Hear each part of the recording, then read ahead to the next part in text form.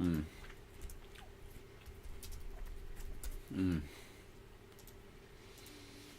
Mm.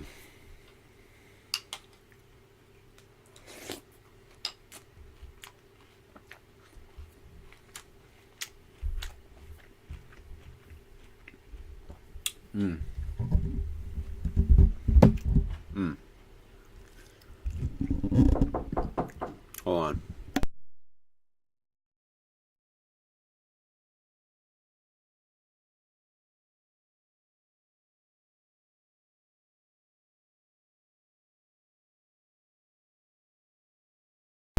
I'm back. How's everybody doing? Hello, Solar. You're the first. Good for you. Hello, Mr. Peach. Hello, Random. Hello, Locked. I'm assuming Locked is my Pookie. Mr. Melon. Mr. Red Electric. The Wizard Cat. Parker. How's everybody doing?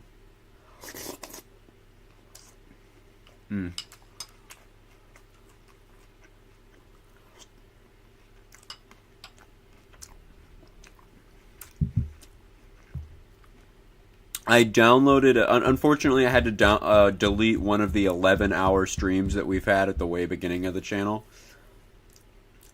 And what, bro? There's this weird gay kid in our school, and very recently he got leaked stroking it, bro. It's even bigger than Drake's. My jaw dropped because I couldn't even believe what I was saying, bro. All right, bro. I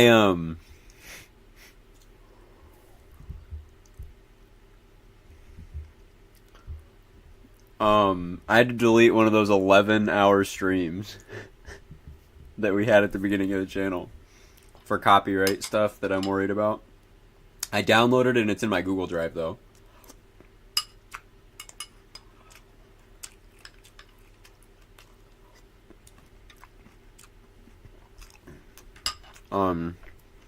But man, I've had to delete a lot of live streams today. I've had to delete probably over 50 hours of 30 hours of live stream archive content.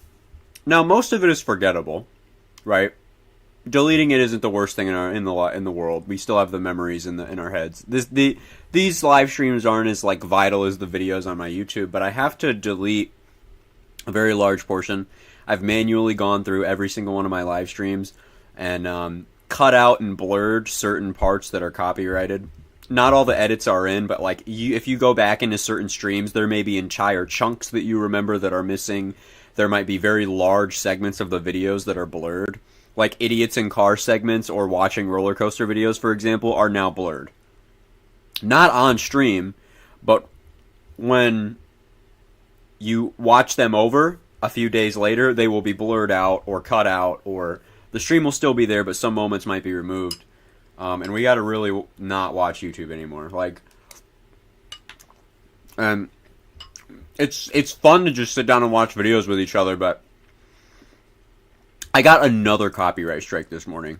I have 2 copyright strikes. If I get a single one, my channel is terminated. If I get one more, my channel is terminated, and I'm permabanned off the platform. So even if I re-downloaded all my videos and re-uploaded them, I just get banned on a new channel. So I cannot get the channel terminated. I legitimately cannot get the channel terminated. And I'm fucking terrified because the 2 videos that have recently gotten striked are from months ago. So there could be another one that could come right now. I am on my tippy toes, terrified of what could happen to the channel because the channel's hands is in the hands of these fucked up content aggregators. Everything that I ever do falls under fair use. Everything that I did. I want to make it very clear that I'm not sitting here re-uploading people's content or giving bullshit. The system is being abused by abusive controlling content aggregators that are abusing Content ID and picking on the little guy. Because every time that I have done it, it falls under fair use in terms of education or the reaction content. I give plenty of it's fair use. There's fair use exceptions. I don't have to go into it. You can look at fair use law yourself. But I talk a lot of shit about K, but what? I hope not. I'm kidding. But no, Everything that I do is fair use. I'm sitting here discussing the video. I pause a billion times to say random shit or talk about it. And even when we're using tornado videos and stuff, there's an educative part about it. A lot of times, okay?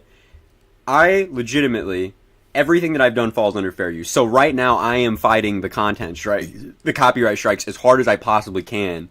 But if they don't get removed, I won't be surprised because, again, I'm going up against literal multi-million-dollar companies, and I'm a 1,000 subscriber YouTube channel that just likes to watch tornado videos. It's abusive. It's crazy. We won the last one with Cooking with Jack. It is unreal what's being copyrighted, guys. What got copyright struck this morning, they got my channel a copyright strike, was a 6-minute video of bridge demolitions. It's a compilation of bridge demolitions. Are you actually serious? Bridge demolitions? Are you fucking for real? Content that I'm not even sure belongs to the owner of that video. That's what I'm saying. These are one of these channels that just takes videos and puts compilations together. I'm not even sure that all the content actually belongs to the person who abused the copyright ID. I'm not even sure that's where that shit even came from. That's my thing. Is like, I just got a copyright strike from people that I'm not even sure own the copyrights to the footage that they just struck me for. It's insane. And I have that other copyright thing from Team Dominator from a tornado video from 2007 on a 1-year-old stream.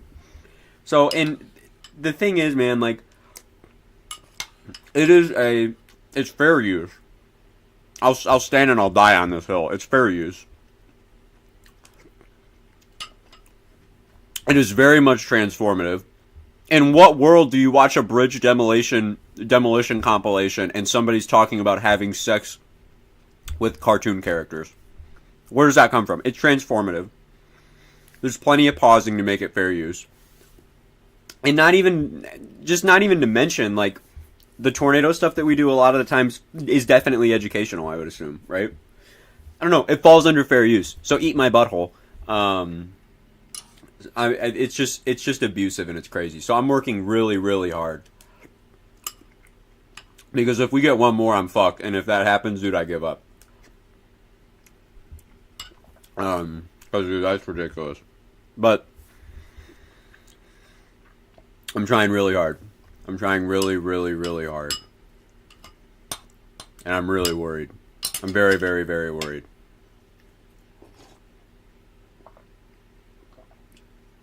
This copyright shit is so stupid. I don't think the copyright... I agree. I think YouTube's system is super flawed. Right now, I am able to issue copyright strikes on Pecos Hank because I watched his footage. I'm not even fucking kidding. Because I have watched Pecos Hank's videos on stream, it picks up his videos as my stream, and I am able to file a takedown request on videos that aren't even mine. That never were mine. That's how you can... I would never do something like that, obviously. It's fucking insane. But I'm saying that the content ID is so F, dude. I can show you it right now. There is a plethora of videos that I literally do not own that I have the ability to take down. And it's that screwed up. Like, check this out. Look at you! I obviously do not own content of... I do not own Pampa, the video of Pampa. At all. It's just because I've watched it on stream, so now there's a video of that exists on my channel, so YouTube picks this up as my video. So I am literally able to file takedown requests on videos that aren't even mine. Like, including a ton of Pecos Hank content and shit. That's fucked up, dude. So it's super skewed and it's super flawed. Copyright is, in general, good. It protects creators and it protects people who create art from getting it stolen. But you don't... When things are transformative and they fall under fair use, that goes out the door, bro. Yes, it turns into its own content. Like, I don't know, bro. It's crazy. I mean, I'm preaching to the choir right now, but it is a terribly designed system, and I get fucked all the time. I've gotten fucked by... I mean, Cooking with Jack was the biggest one, and we talked about that forever.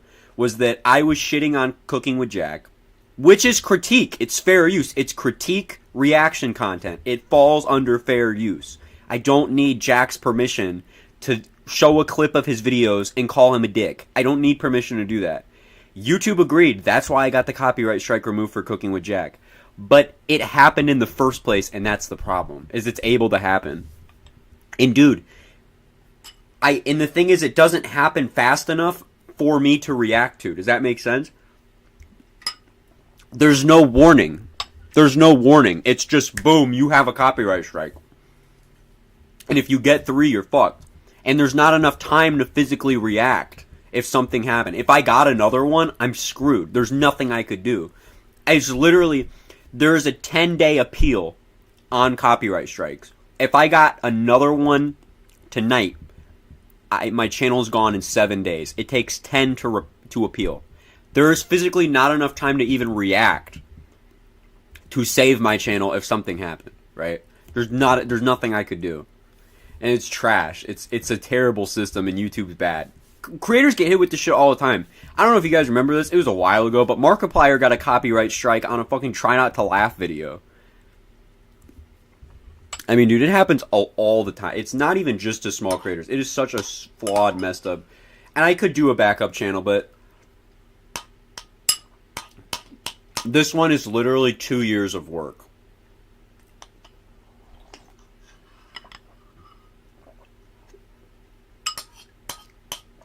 Yeah, it happened to Critical too. Yeah, Corey Genshin. It's just so many people receiving copyright strikes. I implore you to stay on the safe side and archive and delete all streams when you can. I have deleted most of. I've been looking through each of them manually. If there's none that have any videos in them that can get striked, I leave them up. And if they are, I've been cutting it out or fully deleting a lot of them.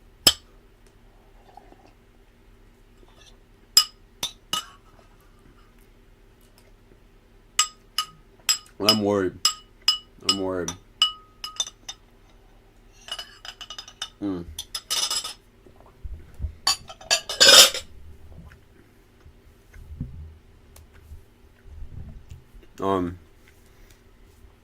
I might be doing a little bit of that while I talk. And check down. No, those streams. The thing about those streams is they don't feature anything that. It's all about me, you know.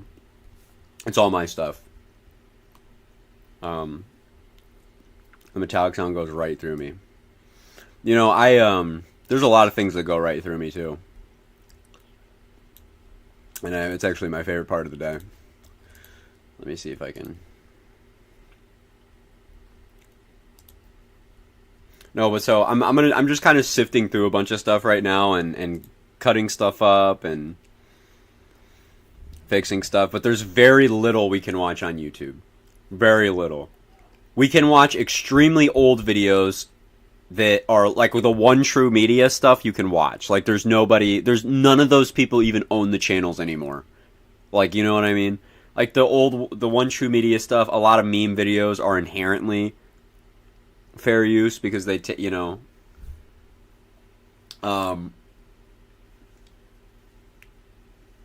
there's a lot.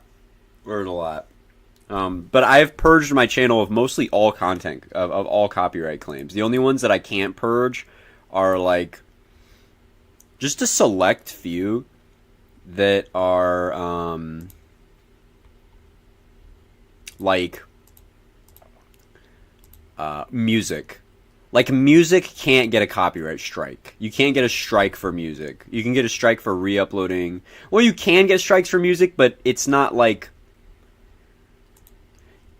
It's in the same vein that you can get arrested for jaywalking, you know what I mean? It's more like worrying to have to have videos on it. So the music claims I don't really care about. But for like legitimate strikes that are worrying is what we have to watch out for. But the ones that got, and these are the ones that got copyright strike, by the way, guys. I mean, this shit is unbelievable. It's I Love the Weather Channel and I Just Woke Up. I Just Woke Up is 5 hours long. It's 5 hours, and it uses, it's the bridge demolition. It uses 7 to 16. Dude, it literally uses less than 10 minutes of the bridge demolition compilation out of this 5 hour stream. overlaid with me talking and yapping and pausing a bajillion times. 5 hours. And then same thing with this one. It's 6 hours and there's a 2-minute video in it that got a copyright strike. I mean, that is unreal. Like, that is just crazy. That shouldn't even be able to happen. There should be like a time limit on this shit. Because that is so nuts. I mean, really, like in total, this is 11 hours of video content. And in total, 12 minutes out of 11 hours is what the copyright struck material is. That's crazy.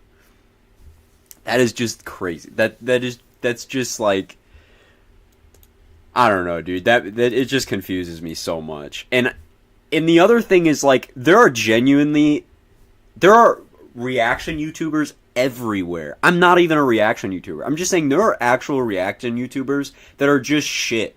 They just sit there in the corner. They don't add any commentary. They don't do anything. It's literally just somebody else's video with their face in the corner. And there's nothing that changes. And they are completely fine. And they own multi-million subscriber YouTube channels and generate tens of thousands of dollars every single month. And all they do is sit there and watch. That is crazy. And I play a 2-minute video in a 6-hour-long stream, and I get banished to hell. I am stunned. Like, I have no clue how that even happens. Like, genuinely, it's so weird. Like, yeah, Sniper Wolf. I can't believe the algorithm picks up on that too. And why it's like so driven by bots. Like, I remember the time. Do you guys remember when I got my monetization taken away because it said I was re-uploading content that wasn't mine? Like, what are we talking about? And I sent 4 appeals. 4. Every single time. And each of them got progressively more pissed off. And I remember by the last one I was like, I need a human being to review my shit. Like, nobody's looking at anything. And by the 4th one they were like, sorry, you are reusing I'm like, bro, I am going to rip my head off. Like, I don't know where YouTube is even coming up with this shit. Like, where some of this even comes from. Or the other day, I was driving to Central Indiana. And I got a copyright claim for nothing. It literally, dude, we were driving through Central Indiana. There was nothing going on. There was no music. It was just me talking with a video of the road, and it said the stream may be blocked, copyrighted audio detected. What are you talking about? I am literally driving in my vehicle. Copyright claim on reality. Dude, it's crazy. I don't know what is going on, dude. Like, I don't know, man. Like, I don't know what to do. It's so aggressive. Like, I'm worried that saying the word like SpongeBob is gonna get me copyrighted because it's fucking, but you know what I mean. It's crazy. It's so crazy.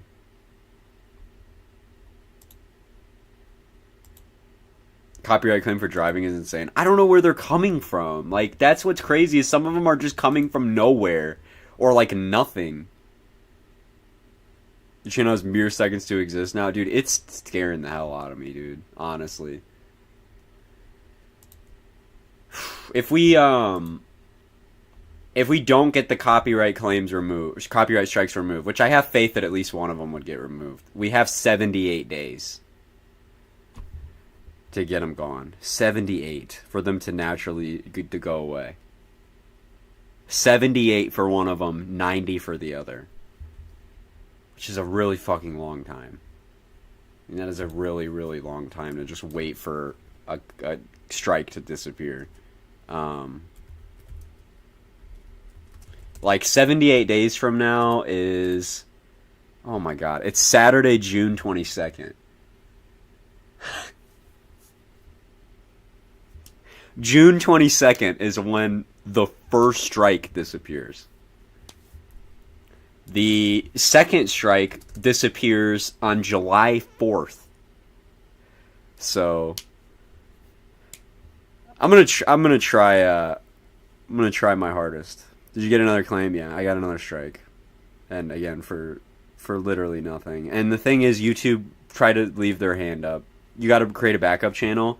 It's not that easy. Like, because I could, but like I can't gain all the engagement that has been gained here.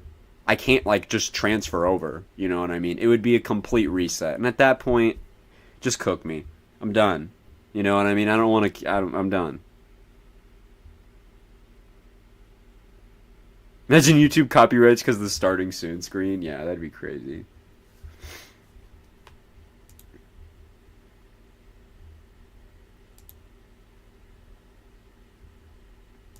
But the eclipse looks good. At least for me. I mean, this is a pretty good. I'm really liking the trends here. I'm really happy about the trends here. That's pretty nice. I mean, it just leaves up a very wide open expanse. I should be going to see the eclipse. Let's go. My area sucks. Yeah, you're screwed. But ask to drive up into like DFW or like Central Arkansas or something. I mean, that can't be too far. Would it be? I have school. They canceled classes for the eclipse for me. They canceled all classes for Monday.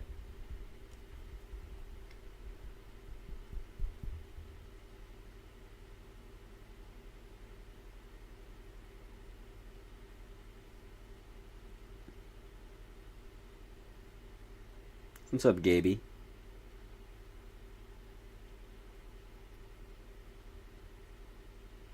What about this cicada thing, bro? You know what? Dude, I'm gonna get my cicada rose toy.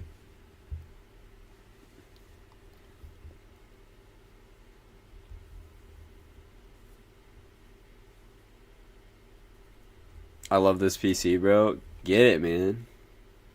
Hell yeah. Thing about cicadas, bro, is they vibrate because they're so loud. So I think my appeal was accepted. Really? See, that's what you got to do. You just got to appeal it. You just got to, because YouTube gets so much shit wrong. If you just say no, you're wrong, they'll be like, oh.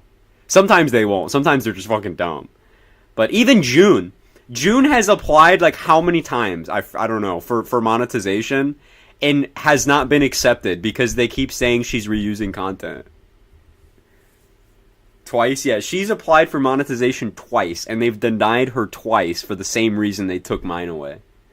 They said that she was re-uploading content, and she just appealed today, and the appeal went through. Let's go, baby. Let's go, baby. Chat, we're going to have to throw $100 at June.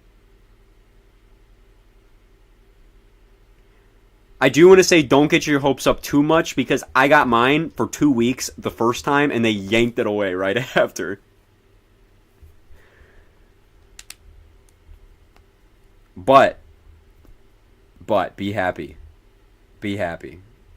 But prepare for the worst, you know what I mean? Prepare for the worst. Because with this godforsaken website, you never know. I had a community guidelines violation for a firework video for me hurting myself, even though I didn't even do anything to hurt myself, and I got it in 2021, and it expires April 14th of this year. Holy shit.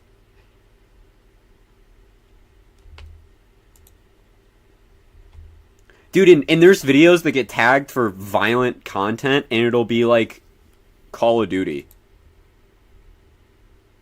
It's like, what?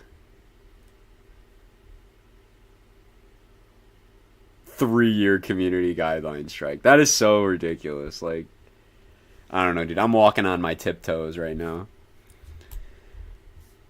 You know how, like, what? Never mind.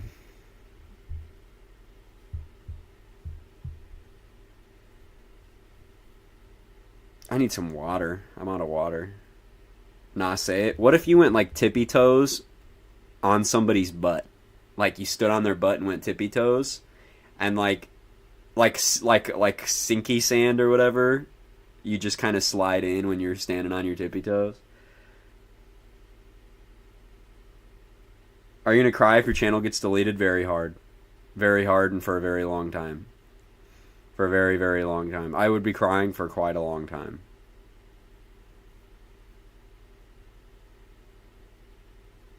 Dude, and I looked through, there is a ginormous chunk of these lives that are either age restricted or that cannot get ad revenue because they are just so despicable. And I'm not totally surprised. I'm not totally surprised.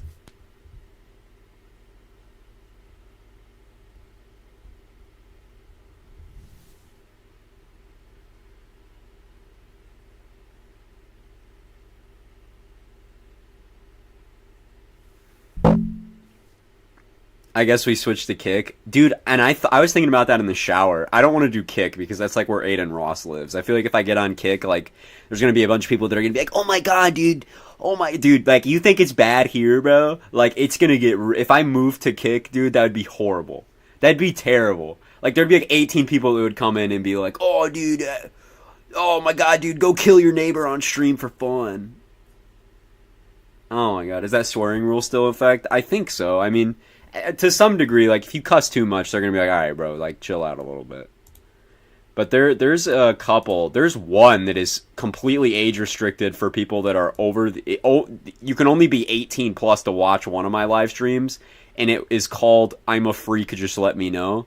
So, the moderate low-key verified, it did not not even close, in my opinion. In my humble opinion, one tornado in the 15 hatch does not constitute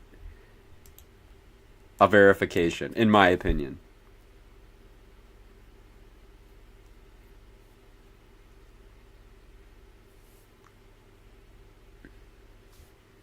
I think the risk, I think a giant 10 hatched verified.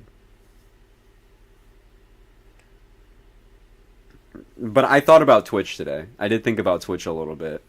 And I think that would be easier. I think that I could, like, worst case situation, I had to flop over. Would you guys follow? Would you guys migrate? Or would I just be cooked? Would it just be like, yep, he's on Twitch, fuck that guy? Would there be a migration? Because it is really easy on YouTube. And most people are on YouTube all day anyway. But it would be a whole different thing. And that would be really tough. Maybe we'll try it in a couple days or something. Twitch is worse. But I don't think it's as bad with copyright. Like, YouTube is bad with copyright, dude. Like, if I watch a video of somebody fart, I'm going to get 18 claims and 1 strike. And it's all going to be because the grass is similar to the grass in another video. It's crazy, man.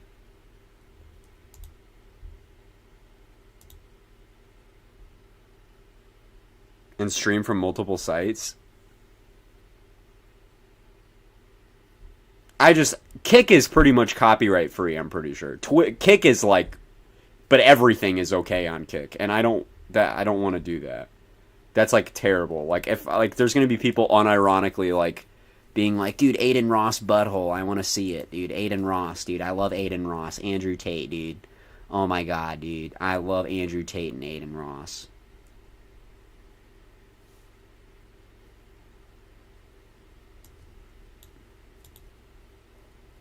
There's a lot of pedos on there too. Yeah, dude. And there was this little fucking kid that I saw on. I'm going through old video. If you hear my voice like twice, like, my bad. I'm going through old lives to purge them. But like, there is, bro. Like, what was I even saying, bro? Yeah, there was this little kid that was running by people's food and like stealing people's food, and I saw it on Twitter. And this kid literally, like, he was sitting there stealing people's food and hitting random people's blunts. He's like 12 years old. Some lady got really pissed at him. And this kid goes, who even are you, bro? I'm famous, dude. I'm a streamer on Kick, bro. Dude. Oh my god.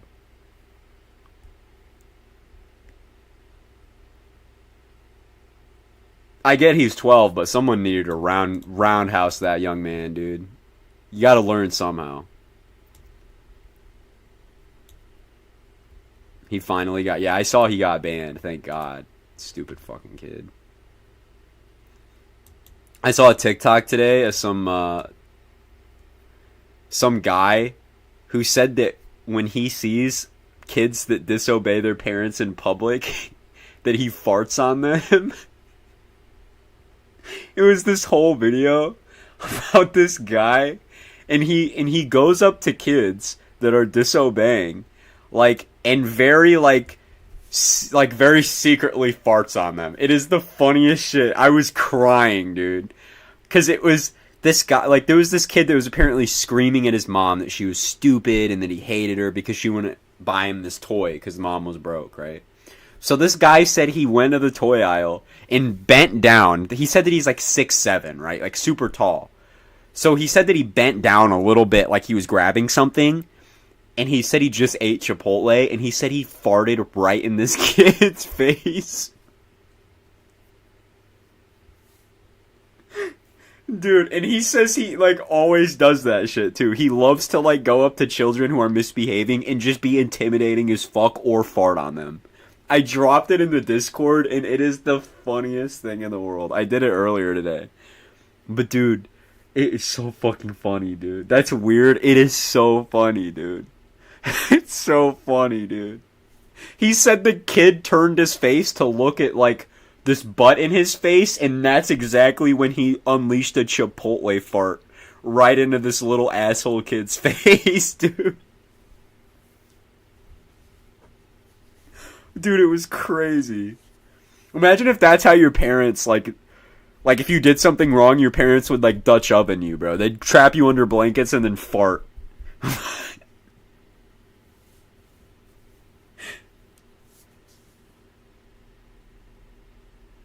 Oompaville just released a video talking about copyright on YouTube. It's fucking bad, dude. Copyright sucks on YouTube. I should get the guy on a list, bro. It's funny as fuck, though. I wish I could be that kid, man. I wish some guy would come up and fart on me every day, bro.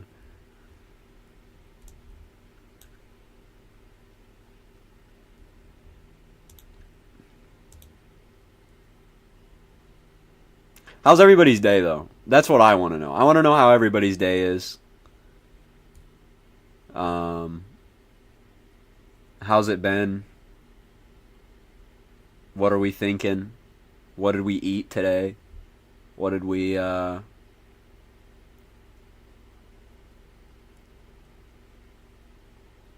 everything? I'm at Denny's right now. You're at Denny's. You're just chilling at Daniel's.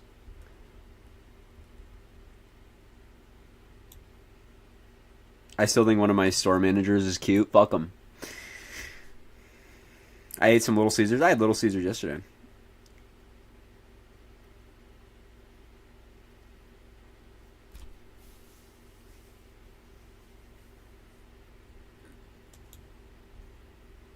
See, that's such a situation that I feel like I'd find myself in. Like, apologizing to the cartel. Like, for a YouTube live or something. Dude, like, if Kim Jong-un somehow ever, like, tries to invade the United States, dude, I'm cooked, bro. Like, do you think he knows what I said? Like, do you think they keep a thing of, like, all Americans who say bad things about him? Just in case.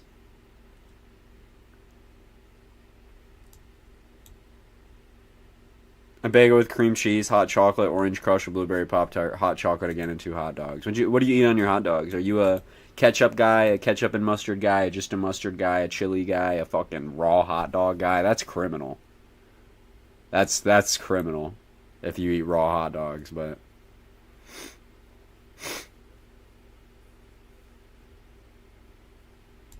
I'm a raw guy? What? Raw hot doggage and bun? Just straight up bun and dog? That is sick. That is sick. You're sick.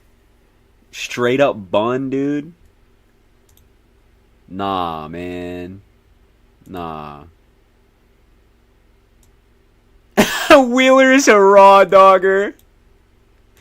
Is that true, Wheeler? Is that true? Do you raw dog?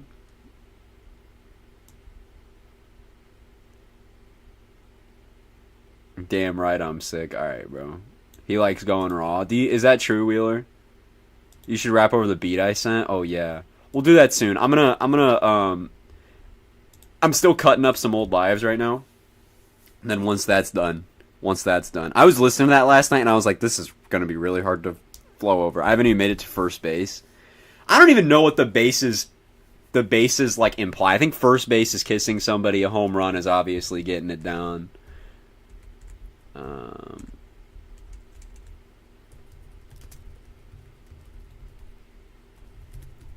Do you guys fig?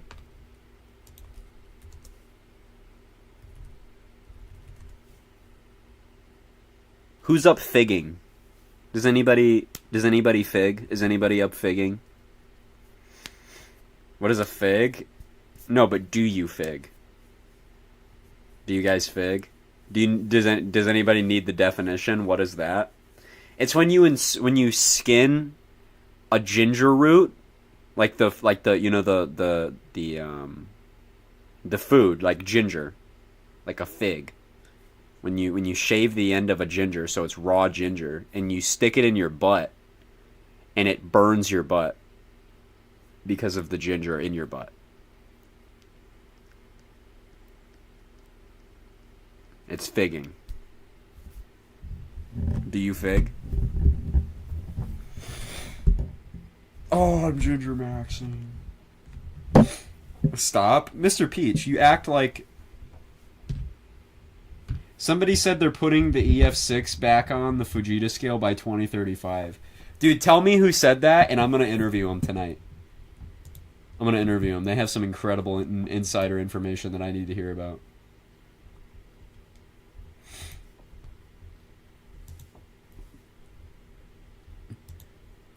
Okay, yeah, first base is kissing somebody. Second base is touching or petting above the waist. Third base is touching or orally stimulating below the waist. Home base is fourth base is having sex. Okay.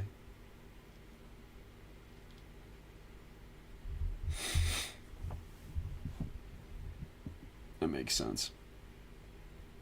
Parker, you gotta stop gooning? Never. Petting above the waist. The fuck does that mean? It's just like petting in the sense of like romantic touch. You know? Who the fuck words it like that? Wheeler is a constant foul baller! No way, dude! No way! Oh my god, a constant foul baller! No, dude, he did you so wrong. Oh my god, that is terrible, dude. He did you so bad. That was a violation, bro. That was... Damn, dude. And he stuck with what I appreciate that so much is that he stuck with the baseball terminology. Like, instead of having first, second, third, or fourth base, dude, he said Wheeler gets foul balls. Damn, dude. No, bro. That's crazy. Nah, dude. Monthly roast of my love life has occurred. Dude, seriously, that's crazy. I don't even watch baseball. Dude, that was quick, man. Man. I screenshotted that one. That one was impressive. I'm very happy that one just happened and I just witnessed it. That was good. That was good. Do you like baseball, okay? I used to play a little bit of I used to play a little bit of it growing up. One time my dad threw a baseball directly at my face. In like the aisle of a whatchamacallit, the aisle of some place like Walmart or whatever. He was throwing a ball at me to catch it and it hit my face and I cried. Walmart.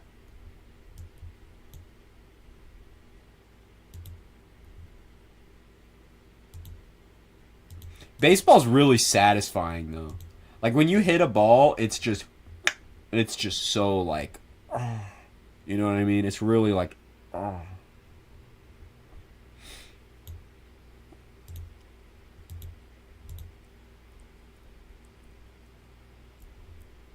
Bro, I'm looking back. I found the stream of the Alta Vista day. The radar presentation on that tornado is crazy, man.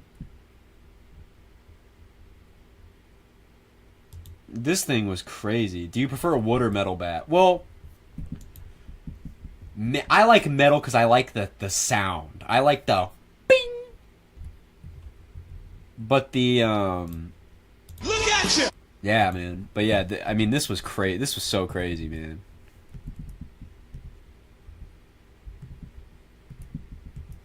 This was near the end of its life, though. We need it like back here. Yeah, dude, this was crazy. Like, look at that, dude. That is just like so textbook. That was awesome. That was awesome. What a cool tornado for chasers too, man. Tornado of the year thus far. I mean, there's not much to compete for it, but this was by far the coolest image, I think. Was when the velocity was cracked out. This was probably when it was peak strength here. And look at that, man. You can just see it fully wrap in on itself right there. Like a textbook occlusion. How wide was it officially? I'm not sure. I don't know what they came with, but it was probably a very wide tornado. It was probably very wide.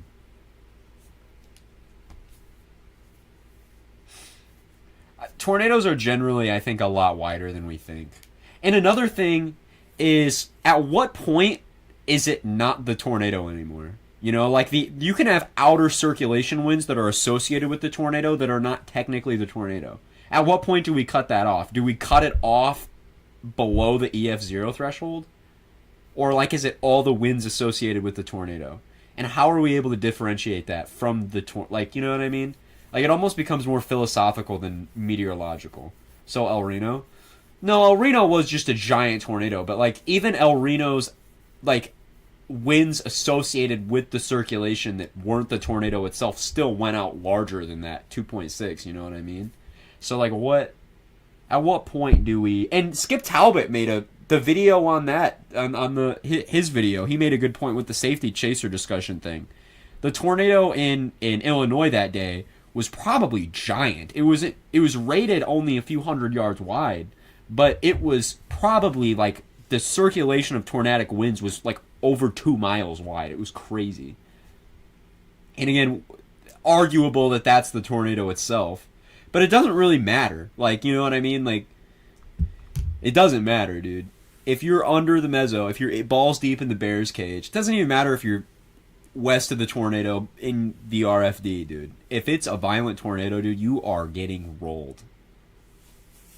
I mean, you are really getting, I mean, man.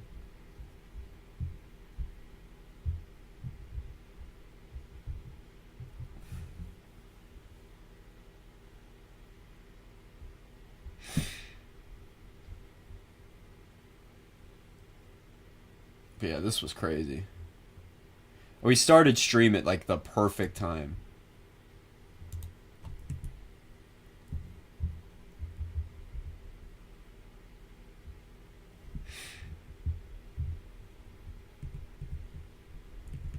How many tornadoes were there? How many? I think there was at least 3.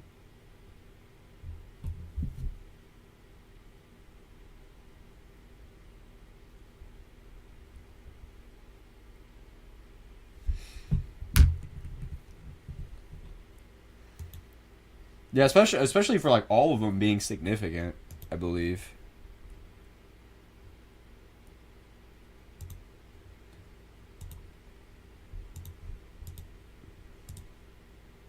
And we really need the hatch stuff. We really need to be able to use hatches on days that are like less than 10. I know that everybody says that, but we need 5 and 2% hatches, like really bad.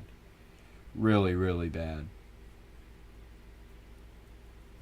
So we stop having these giant 10 hatches for shit that is just, you know.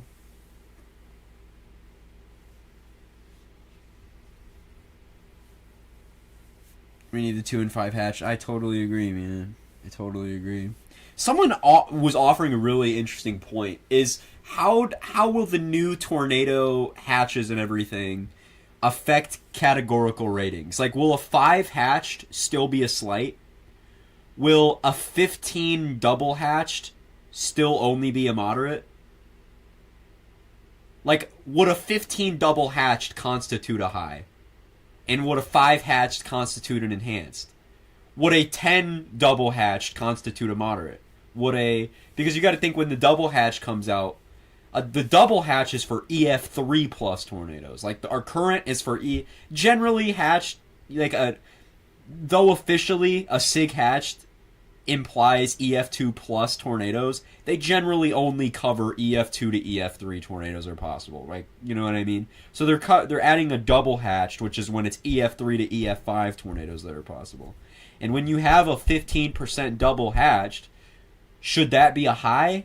Should that be a moderate? Should it just stay a moderate? Because it goes around a bit. Because, like, for example, like a 30% non-hatched tornado risk is a moderate. The second you add a hatched on it, it's a high. But, like, a non-hatched 30 is a moderate, you know? So would a double hatched 15 be a high? I mean, that's going to be interesting how they adjust that. I think they could probably leave it the same, honestly. Part of me does think that to some degree, anything hatched maybe should go in, like a 5 hatched maybe should go enhanced. I don't know.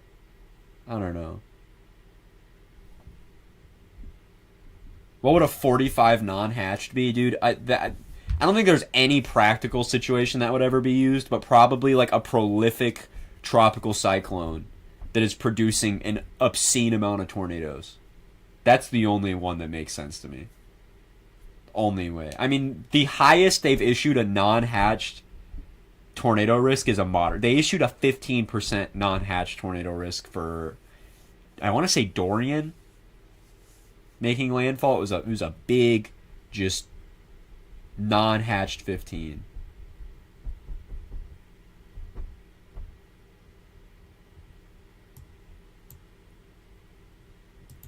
A 60 non-hatched. Like 70 EF0s in one little area. I mean, that's what you would need to do to verify that. Seriously. Does that even exist? No. Well, yeah, I mean, that's something that they could do, but it's never, ever going to be used. They can do that, though, but there's no practical use for that, ever.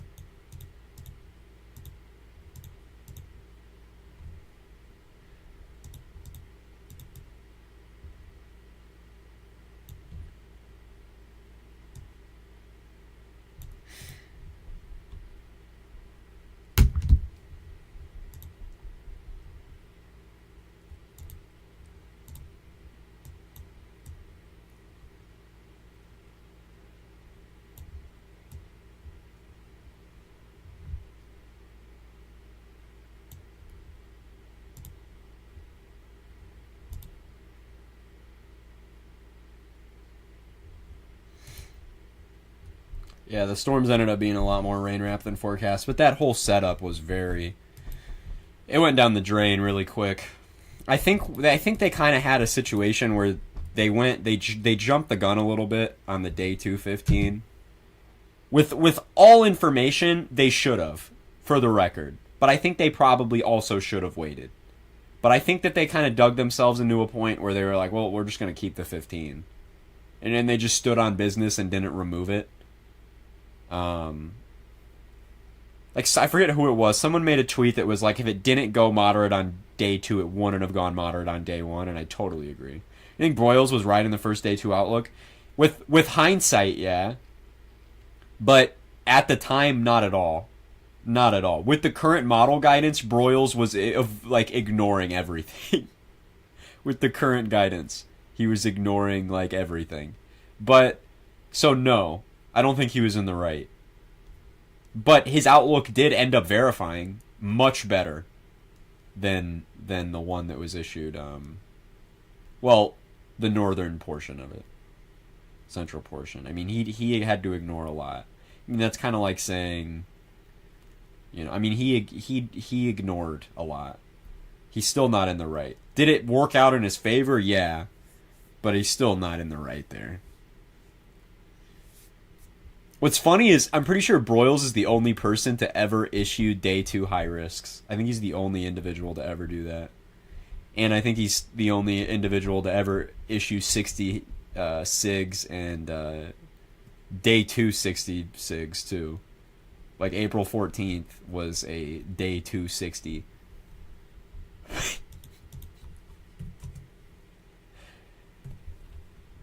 I mean, he's a great forecaster, though. I mean, but sometimes he's definitely a little bit of a weenie. And there's nothing wrong with that, but he's definitely, like... Look at you! I mean, man, he's definitely a bit of a weenie. Like, this is on day 2. On day 2, this is some weenie stuff. You know what I mean? 60 SIG on day 2 is kind of weenie behavior.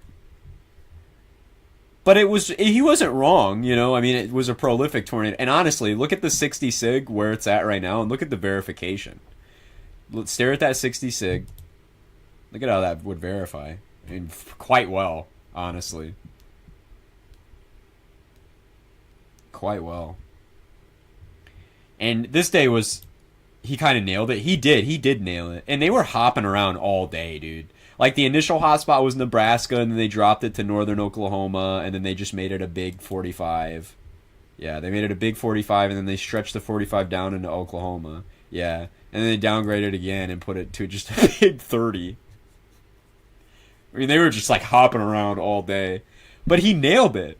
He did good. He did really fucking good, dude. Broyles killed it, dude. He threw that 60 in there and was fucking it up, dude. Good job, Broyles.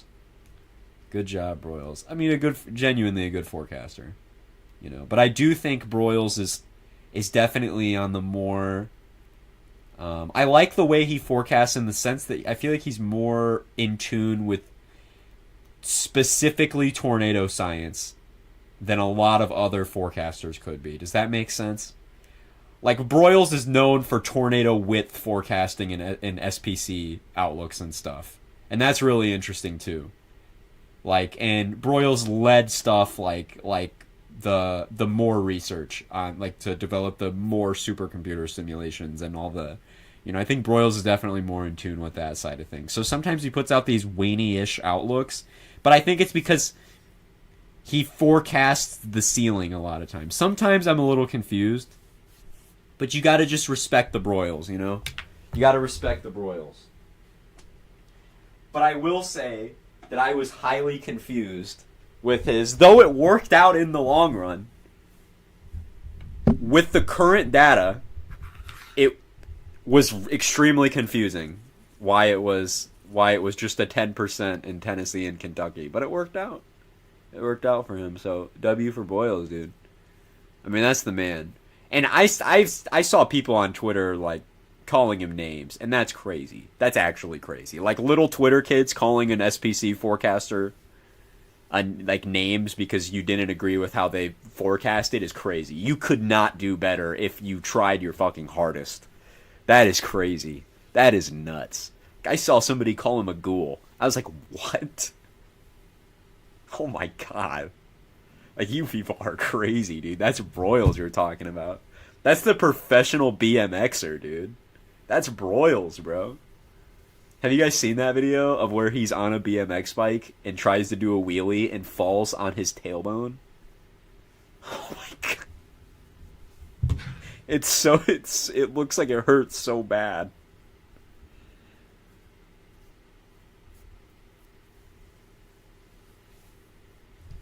Dude, it's this right here, dude.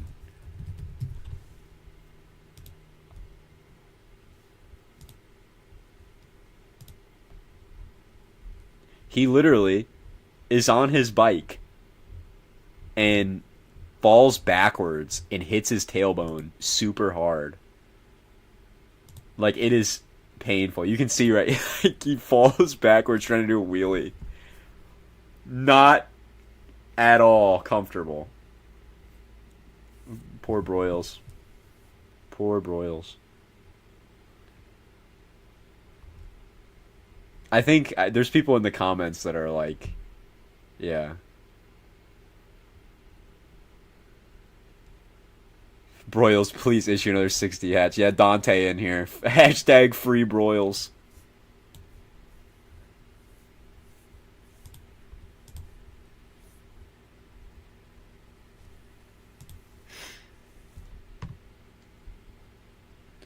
But yeah, I kind of, do you guys think it's better to always forecast the ceiling than it would be to forecast the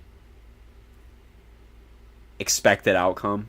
Because I feel like that's almost what Broyles does. Is like the ceiling is the forecast. Is it's always prepare for the worst kind of thing.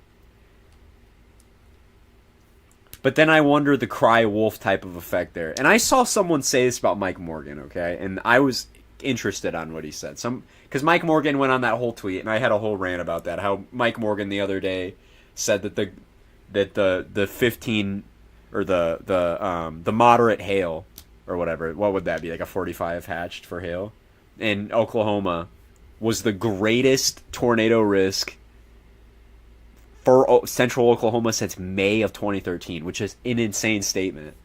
But I saw some people like, meteorologists can't win, They either tell people that it's not going to be much and then something really bad happens and a lot of people are hurt. Or you scare the absolute shit out of them and borderline lie to them so that they never doubt it. And like, hey, I mean, I just take problem with that because it was objectively false. Like the ceiling for that day was nothing. It was not a high-end tornado outbreak by any means. I don't, and I respect Mike Morgan, but definitely has he makes some interesting decisions. And hey, sometimes those decisions play out because May 20th of 2013 didn't look like a big tornado day either. The environment was not primed for violent tornadoes, barely even significant tornadoes. If you've seen any of the wind profiles on May 20th, 2013, they were very much not supportive of violent tornadoes. It was a very conditional type thing. But you bet your ass that days beforehand, Mike Morgan was tweaking, telling everybody to prepare for violent tornadoes. And they weren't even on the forecast. And look what happened. So maybe, I don't know. Fear-mongering is lying is unethical. I do think that. And I do think with the people that are the storm trauma, the collective trauma of the OKC metro and surrounding areas of just that, of tornadoes and telling them that's so harsh. Like, I would not mind reserving that wording for specific days. Like if there was another day that came along that looked like May 20th, like of 2019 or something, and Mike Morgan said that, I would have no issue. Because at the end of the day, you have to prepare for the ceiling of that day. Like an extremely violent tornado outbreak. You have to have people on their fucking tippy toes. But a couple days ago, I don't even know why he said that. Like, there was no reason at all. And I don't think he's ever done that for previous events. He said stuff like violent tornadoes. But he's never said, he's never thrown out that hard of wording. From a year that was just so historic in Oklahoma. I mean, more aside, like if you set aside more in El Reno, you would still have such a crazy year in Oklahoma in 2013. If you set aside the biggest tornadoes. And if you set aside all the other tornadoes, more on its own, El Reno on its own would be year defining. And you had that in 2 weeks. And that whole outbreak sequence was crazy. So yeah, it was just a lie, it's crazy. It is crazy. Yeah, I don't think you should defend it at all. But it was interesting seeing what people were saying about it, like people's thoughts on it, like if he was in the right or wrong. And you could also make the argument that maybe Mike Morgan himself is overreacting because he himself has tornado-related trauma. I think you could make that argument too, that Mike Morgan himself is freaked the fuck out of anything that has any synoptic similarities to anything. I think a lot of us do that sometimes too. Like, I've seen events that are not very high end at all, but they sound alarm bells in my head. You know what I mean?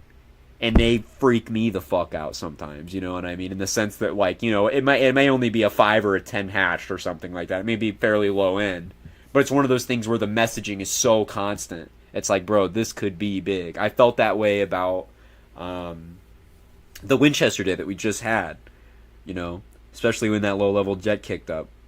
Those strong veered speed shear photographs were crazy. Like, you knew going in to that day that once the night, and it performed so much crazier than anticipated, obviously, but I mean, that was on the table, bro. That was crazy.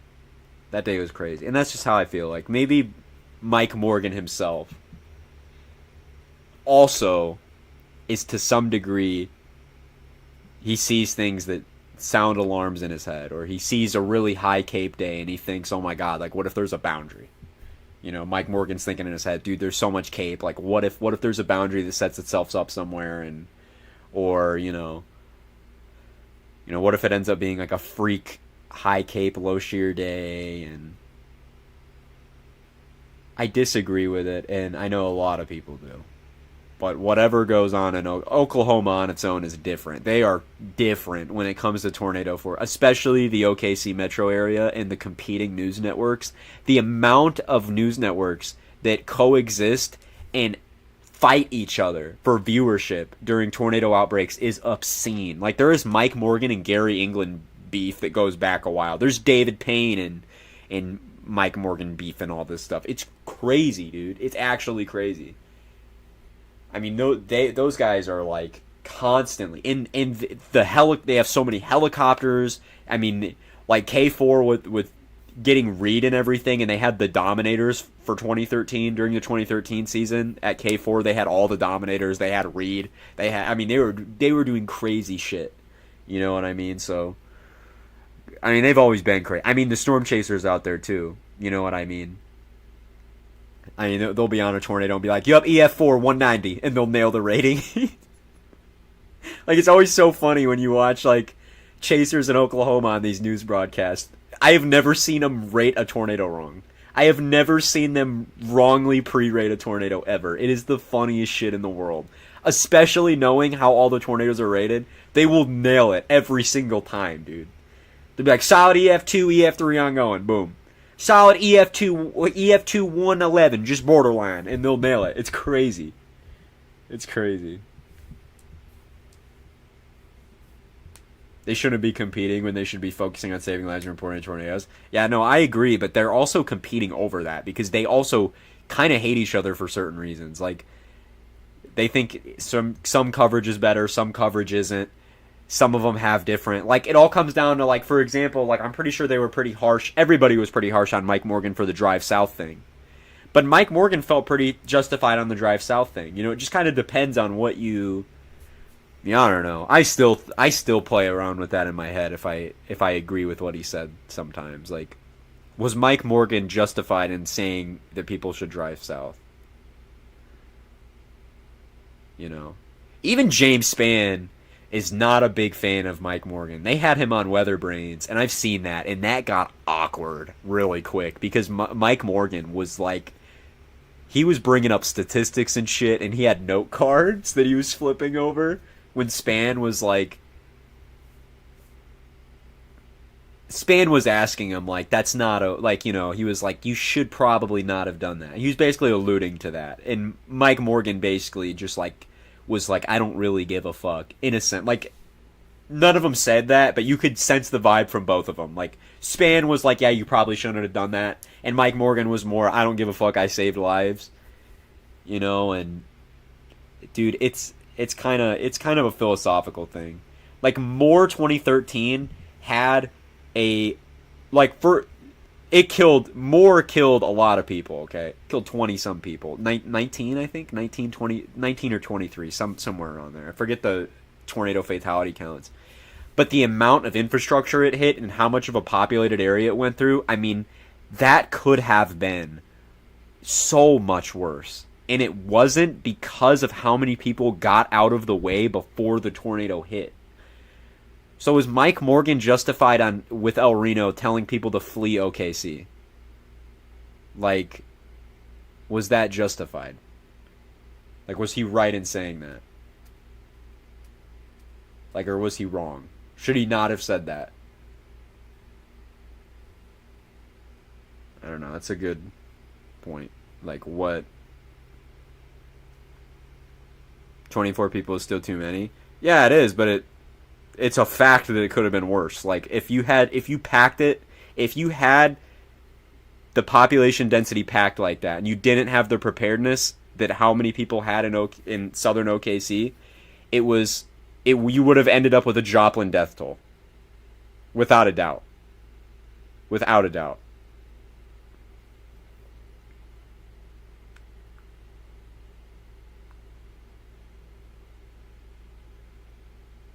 Could have said the same thing about 1999, and you could have.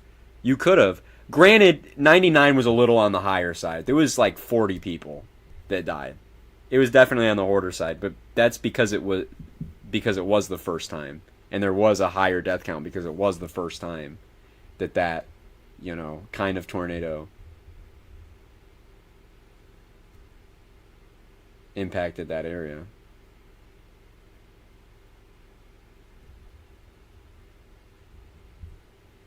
I'll forever hate that saying. You can hate it, man, but it's facts. Like, it was bad, but dude, I mean, you can't do that. Like, it's true. Like, it could have been worse. It was terrible, but it could have. You gotta be happy with what you were able to salvage. Because if nobody got out, you would have had a Joplin again. And that was the original assumption. Was the original toll was in the assumption was you had a death count near 100. Like, the initial headlines were like, more mayor assumes 100 dead or so. And you got to think that most of the fatalities were in the same area because of lack of preparation. In the exact same area. Joplin was a mass casualty situation? Please tell me you're joking. Please tell me you're joking.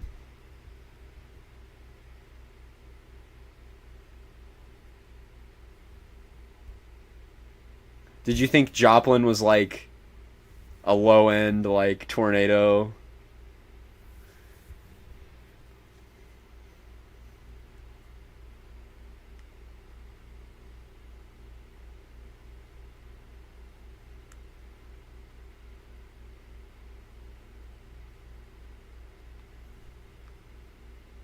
I don't know that. Caitlin, how? That was huge news. That was insane. Joplin is a huge city. That was like dominating the headlines for weeks.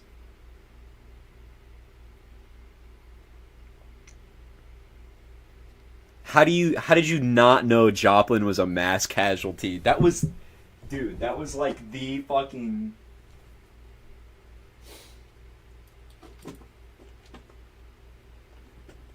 We never watched the news, but like, how do you... But even if you don't... It's one of those things where even if you don't watch the news, you still know about it. Like, school shootings and stuff. Like, even if you don't watch the news, like, you know that there was a school shooting somewhere. You know what I mean? Or, like, even if you don't watch the news, you know that Russia's at war with Ukraine. You know what I mean? I mean, that is big. That was a huge American metropolitan area brought to its knees. Like, that is really hard to just not know about. Lena's a drug... Dude, that's on the same level. Oh my god, that is on the exact same level. Screenshotted. That is on the same level as Lena's a drug. Yeah, Caitlin, it was a mass casualty. It was the worst tornado. Kanye made that? Yeah. All I knew was there was a tornado in Joplin. That's all I knew. So was the assumption that nobody... Do you know how Do you know the extent of Joplin's damage? Like, do you understand the extent of what happened in Joplin? Like, there was a tornado in Joplin, but saying there was a tornado in Joplin is like saying there was a bomb in Hiroshima. You know what I mean? I mean, you leave out quite a bit. You leave out quite a bit. Here. God, this, you can still see the scar. We'll knock back a bit. Alright.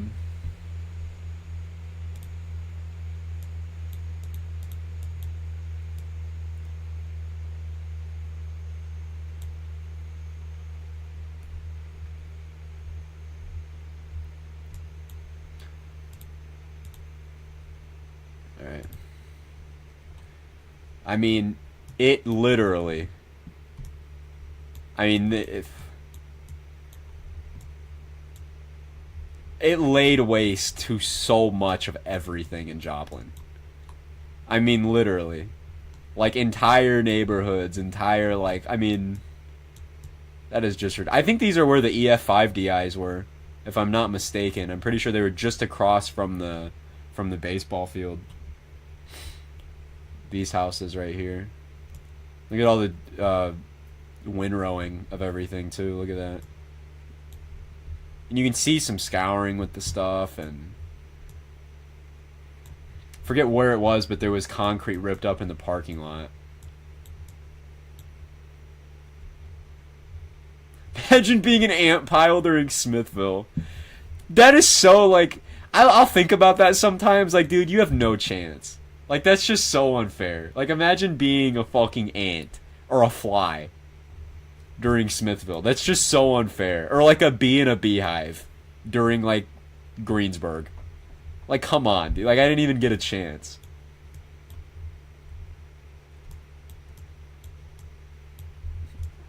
So crazy.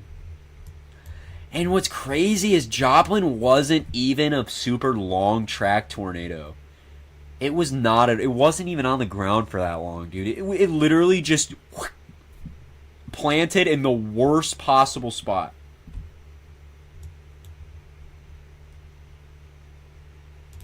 I mean, it was 16 miles or something, right? 16 or like 26 or something like that. No, it is not. What? 8?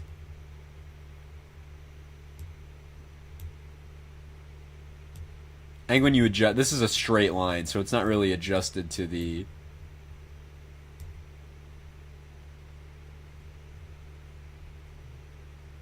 I mean, that's literally 8 miles of, like, visible damage.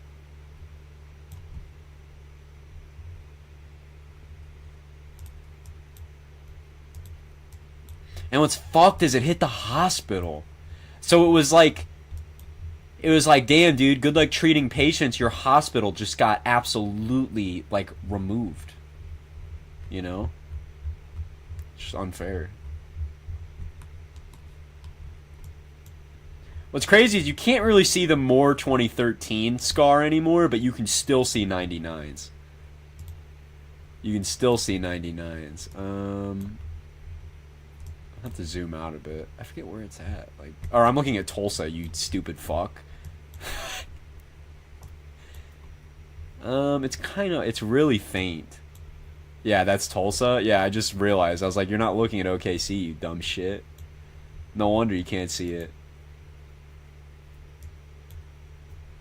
It's really, really hard to see. It's so faint. But look at Bridge Creek. There's slightly lighter areas right where my cursor is. And it goes right up into Moore. And it's super, super light. But it's from Bridge Creek into Moore. But it's still there. It's still there.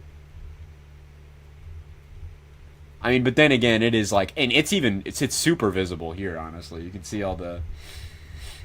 I mean, it's just when you have a tornado like that just absolutely obliterates your land, there's forever going to be imprints on that. Like, with all the just random dirt and, like, areas without grass still that are just, like, still not fully grown back, and that just have Oklahoma red clay everywhere. Because it's hard to repopulate so much vegetation that was completely removed. You know what I mean? How far do we go back? Can we go back to 99?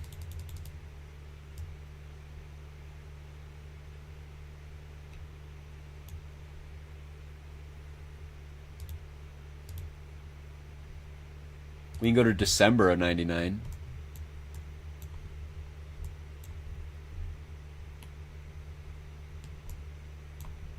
This looks like too clean.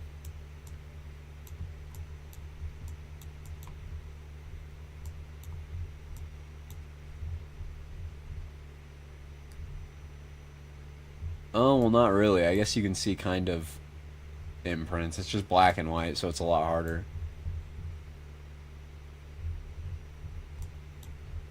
I mean, I'm trying to like find where Bridge Creek is, and I think it's just because it was gone.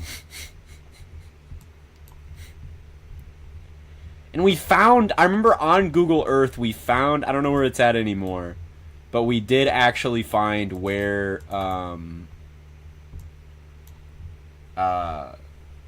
my old computer, where the trench in Philadelphia was at. We did find it, and it was pretty well grown back, but there was still some. You could still tell that it happened there. God, and you can still see all the tornado. Dude, all the tornado tracks are super visible on Alabama every year. Every single year you can see them. Not as much as these satellite images, but if you zoom out really far, it's not hard to pick out super long track tornadoes that occur, I mean, all over the state, especially after 2011. I mean, you can still see the imprint from Tuscaloosa to Birmingham right there. I mean, it is not hard to see. At one bit. When you zoom in, it is, but... And then down here near West Blockton, near Centerville.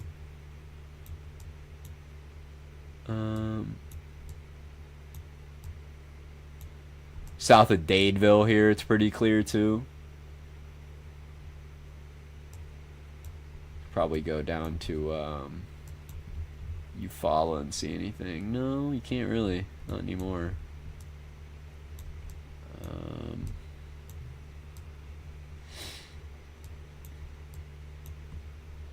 Can you scroll back to 2011? Yeah, I hope maybe there's... Oh yeah, there is. There's imagery just right after it, I'm pretty sure. Okay, this is December of 2011. And... Oh, it is incredibly fresh. You can see a lot. You can see just south of Alexander City here. You can see up into Livingston, south of Tuscaloosa. You can see Tuscaloosa to Birmingham pretty well. You can see Hackleburg. I mean... That is really damn clear. You can see Hackleburg really easily. Holy shit. You can see Smithville. Back into here. You can see Smithville was totally obliterated. All of that in there. You can see Philadelphia. Look at that. Or well, Philadelphia. And another one. That was the other Neshoba one. Forget what it was called. You can see the Enterprise. The Enterprise EF4 there. Man, you can see all of these, dude. You can see all of these. And they're incredibly fresh. I don't know if you guys can see them on stream as well. But I mean, Hackleburg is really fucking easy to tell. I mean, it is a huge etched area. All of those, man, are super easy to tell what happened. And then right here, New Reform. Went up in. I mean, they were so long tracked, dude. Probably see them up into Georgia too. Probably to a lesser extent, but you can see all over. All over, dude. I'm gonna see 2011 here in OKC if you can see anything. Piedmont up here. I don't. You can't really make out anything.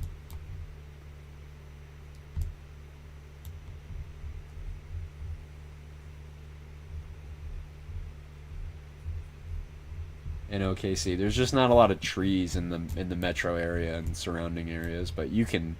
It is damn obvious here. We can go to Tuscaloosa too,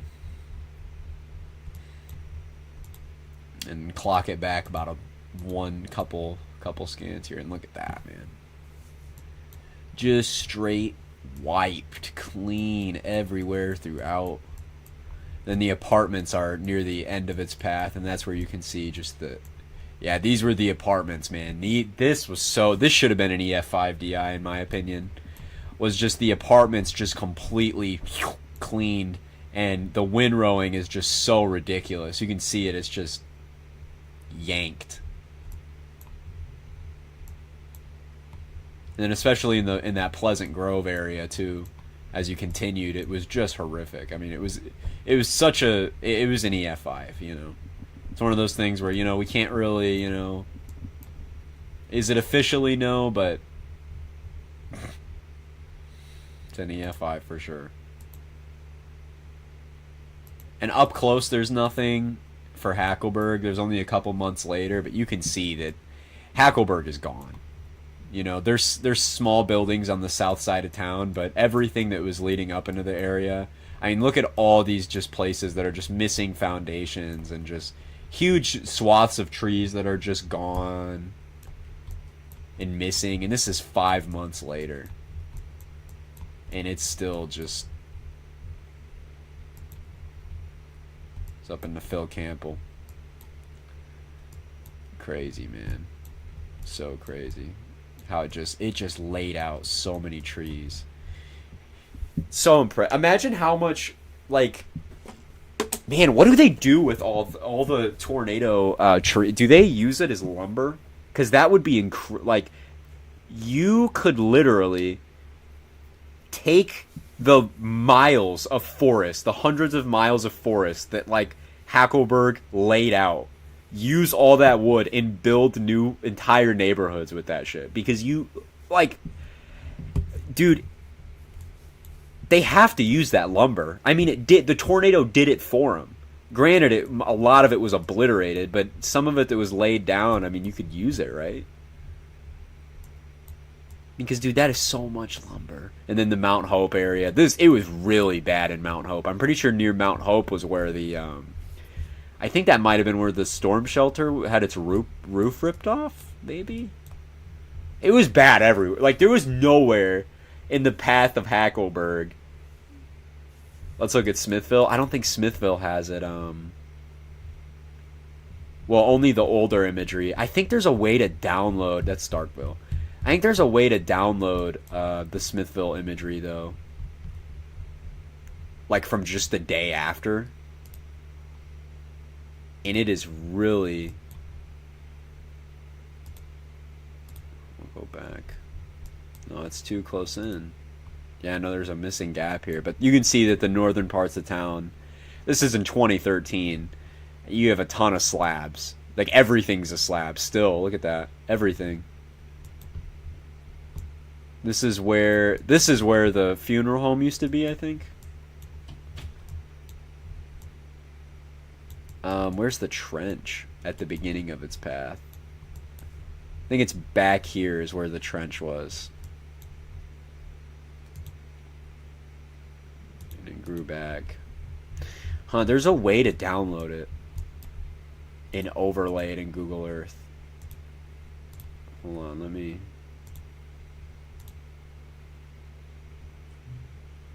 look it up.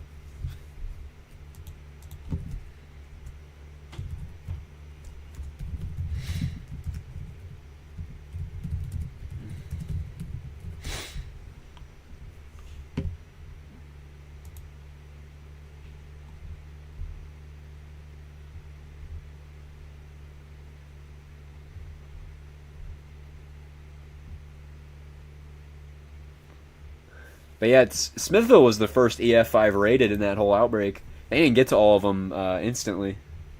You know, it took time.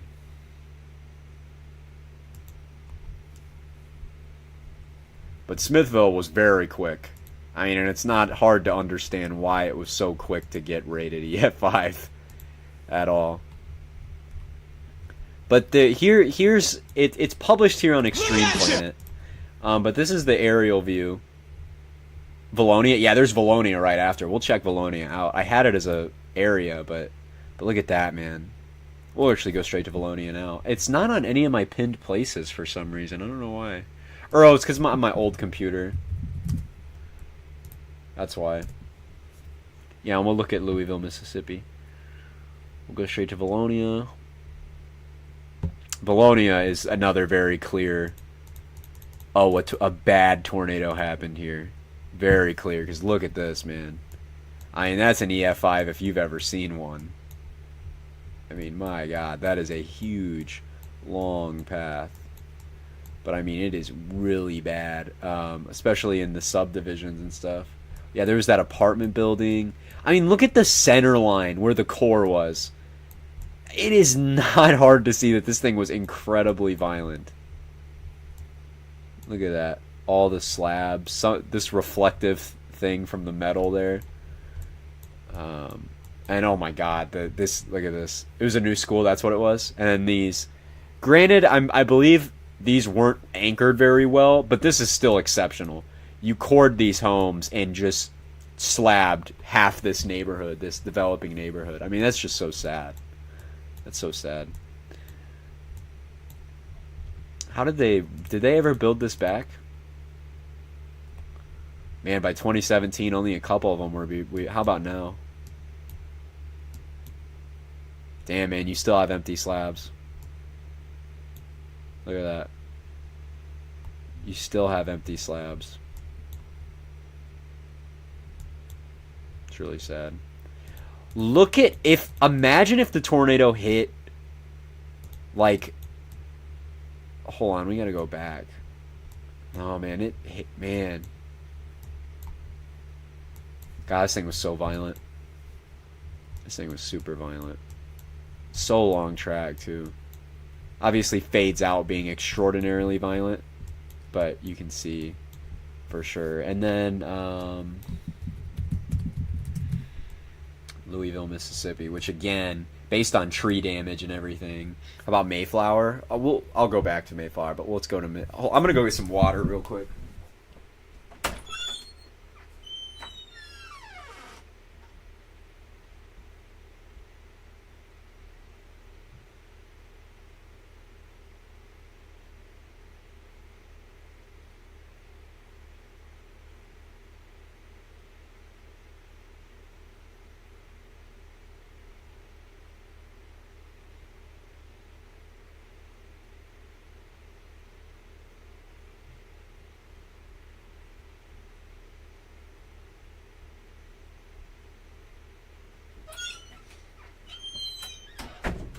I'm back. I'm so thirsty.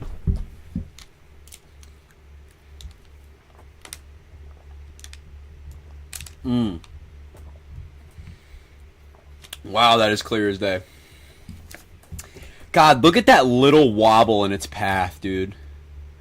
That slight wobble to the right of Louisville, Mississippi. You still had catastrophic damage, but imagine if this tornado was literally a quarter mile to the left.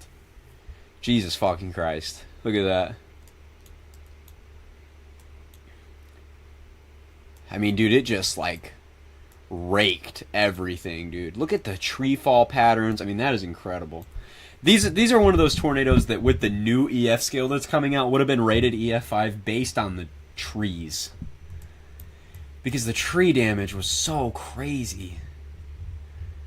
And again, these small deviations in the tornado's path, these little wobbles, I mean, look at that. This thing was going straight for a really exceptionally populated area and just wobbled to the left a little bit, did a little S there, and hit all these people instead. God, that is so sad. Looks like it deviated more to the north, and then, yeah, the imagery from here on out isn't very good, but God damn, man. I mean, look at this thing was so violent. Look at that. You can see the ground through the tree. When you have an extremely violent core like that, and you can see the slight ground scarring through the forests that it laid out, I mean, that is a... Oh yeah, this is where it killed, like, oh my God, dude.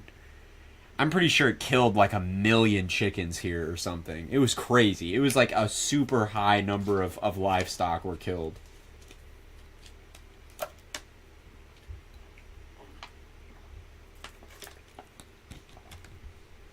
Dude, it was crazy.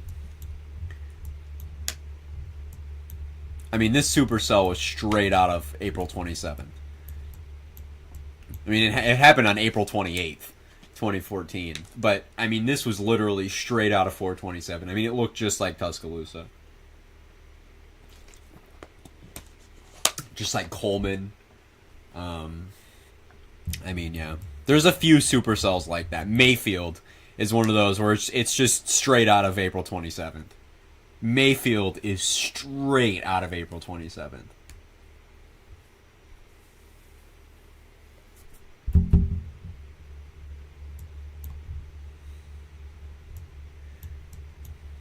So wild. We'll go to Mayflower.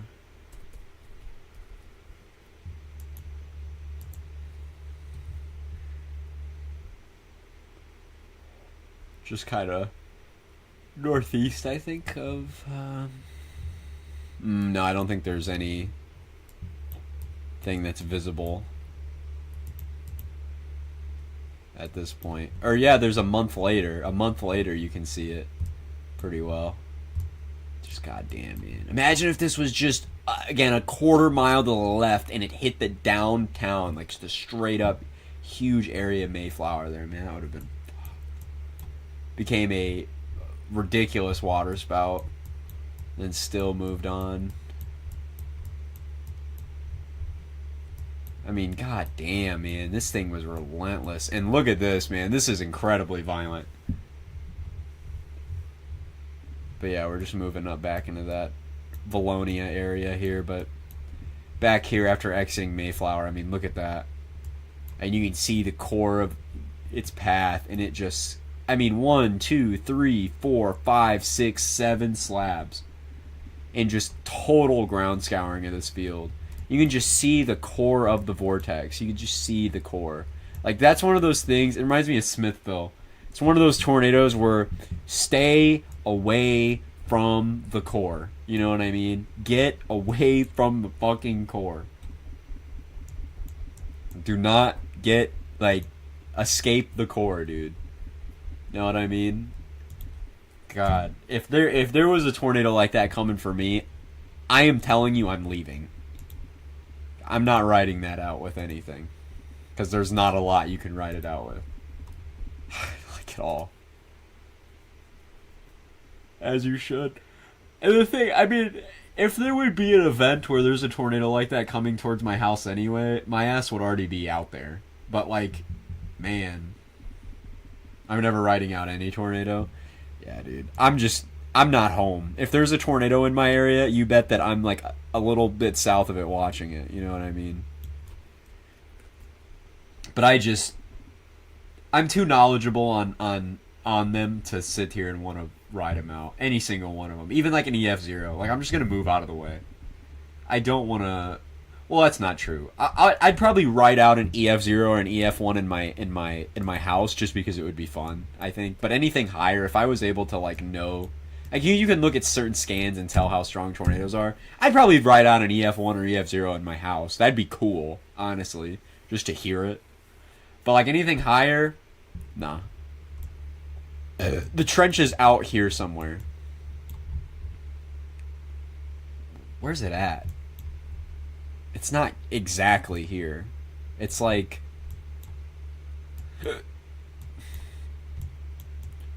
God, it is such a small area impinged into the ground.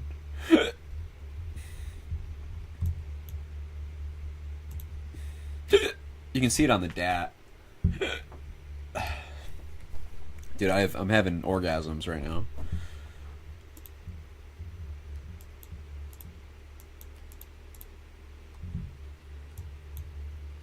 Yeah, people are so annoying with the Philadelphia shit. Like, dude.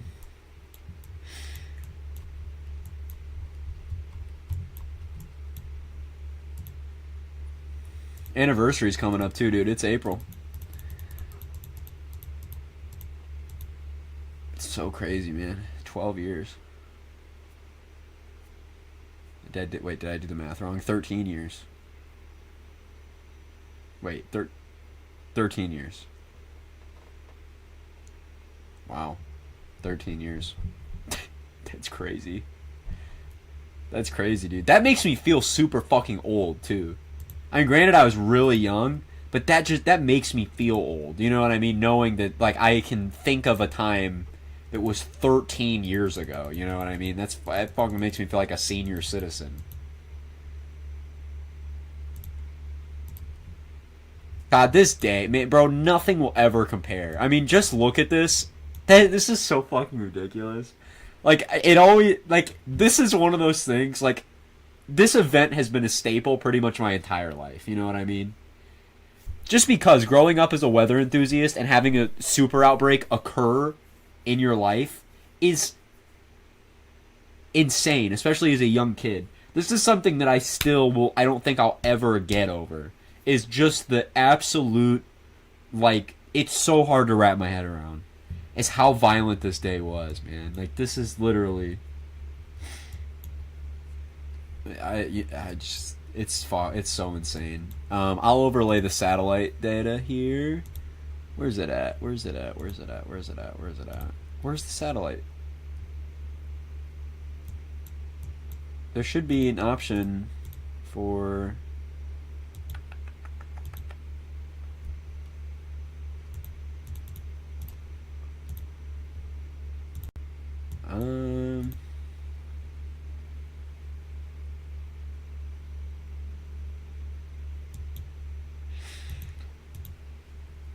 I could also download this.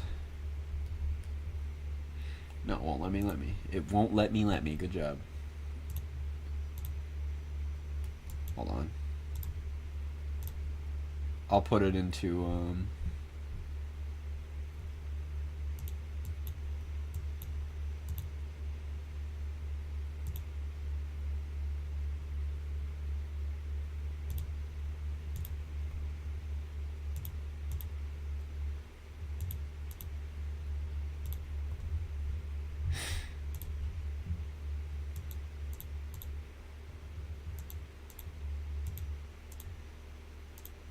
how do I download it? It won't let me download it.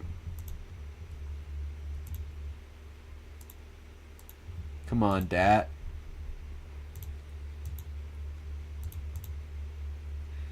You're not being cool right now.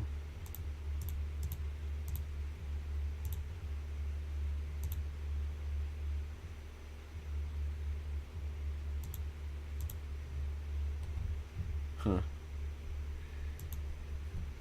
Well, it's somewhere. We found it one time. And it was cool. What a fucking crazy... What a fucking crazy day. And you can see the offices that really give a shit about the DAT and the offices that don't really utilize it. Right? Like, Smithville isn't even on the DAT. It's not even on the DAT. In New Ren is, but it's just as a thin line that they just threw on there. Look what fucking Birmingham did with the DAT for... I mean, this wasn't even... fucking, like, you know what this was Smithville. This is all we have from Smithville. And it's not even the EF5 portion. It's just this. It's just the EF0 contours that go up to EF3. But we do have Hackleberg. And they started right next to each other, basically. What a beast, man. Like, look at all the EF5 DIs, dude. Like, go to more, and it's in this... You will find there's how many EF5 DIs are there in more? I think there's only like 5, and oh my god, they are riddled everywhere with these, and it's just so crazy. I mean, bro. And I think they were also throwing out a lot of vegetation ratings that were really high, which is pretty interesting. But they do surveys good. Man, they are good at doing surveys. That's why, man. That's why there's so many DIs. That's why they have unique DIs. That's why there's shit like... That's why there's DIs for, like, trees that are rated EF5 in the paths. Because they do it right, man. They do it right. That's crazy.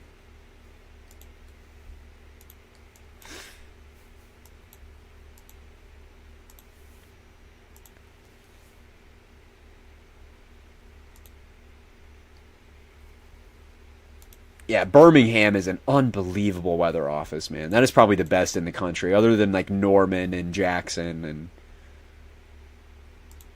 best in the country, dude. Seriously.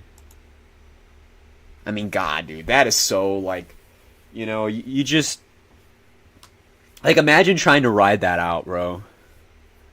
Just knowing that that's what would happen. I mean, it's just terrifying. It's so crazy what tornadoes can do, man. It's so crazy. And just the spectrum is so crazy. Like, think of tornadoes like fair weather water spouts. Think of a fair weather water spout on the way end of the spectrum. Can't do anything. And then this, Oh. Yeah, what Hackleberg did to the underground portion. There was a kid on Twitter who said underground shelters are the worst, defending that one shelter. What? How are, like, dude, I would love to see those above ground shelters go up against Hackleberg. I would love to see that, dude. No way. I'm going underground every time. I'm going underground every time. Then again, Mr. Peach, did you see that video I tagged you in? I sent it to the group chat and tagged you in it. It was an above ground storm shelter, and I said, this is a good one. Because they actually did a ton of testing on it. Yes, dude, they put it up against a jet engine that was sending out pulses of air at 700 miles per hour, and it didn't even flinch. So the anchoring was crazy. And then they were shooting at it. They dropped a car on top of it from, I want to say 30 feet. They dropped like 2,000 pounds of bricks on it, 2,000 pounds of lumber on it.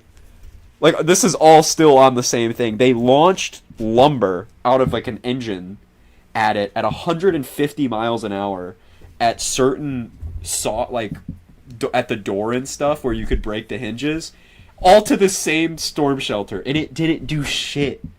Granted, it started to look fucked up, right? After you drop that much shit on it, the paint comes off and everything. But in the interior, nothing at all. It was completely fine. And that's a good storm shelter right there. If you are gonna make a storm shelter and advertise it, your ass better put it up against 700 mile per hour winds, which is so overkill. But you know what I mean. Like, you might as well, dude. Prove it to me. Bullets, dropping cars on it, dude. It was crazy. It was crazy. Absolutely insane. I'd show it, but I'm worried about showing videos on stream. But it was nuts, man.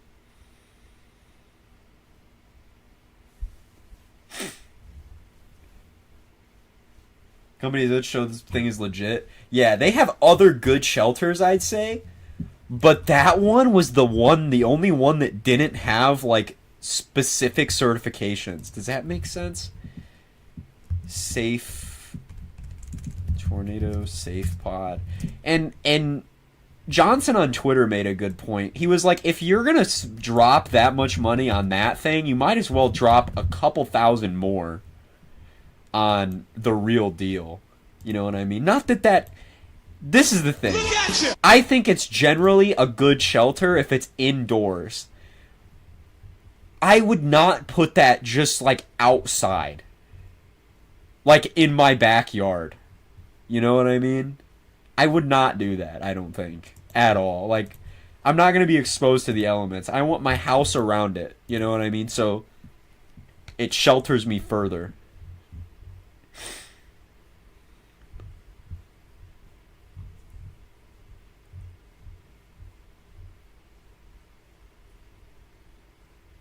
Yeah, it's not hate, too. People are like, it's so hateful. It's like, dude, it's... I don't know. Like, you might as well do this, right? The thing I'm skeptical about is the pod. I'm very confident that the extreme, and especially the panelized, will be just fine. because these ones are much more sturdy, and I've seen storm shelters with similar designs that fare incredibly well. And again, they say here it survives against EF5 tornadoes, and then here you have the NIJ level 2A ballistics rating. You know, you do crazy shit like that. But this one is not as, like, it doesn't have that many verifications on it, and you might as well spend 1,000 more. If you're dropping 4,000, you might as well drop 1,000 more on the extreme. You know what I mean? You might as well.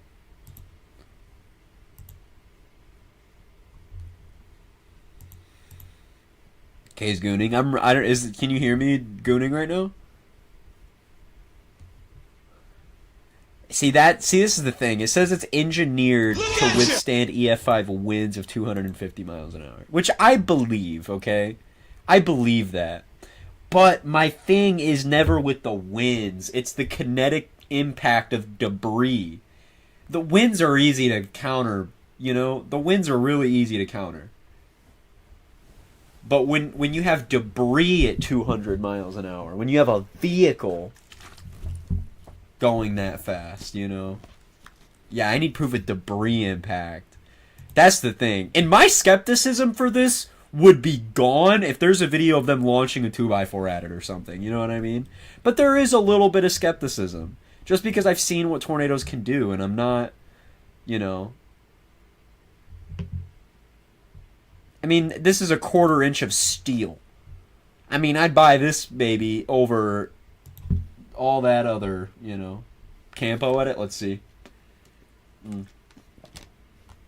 I'd play it on stream, but you know how I am. I'm worried that any Campo clips would be. Oh my god.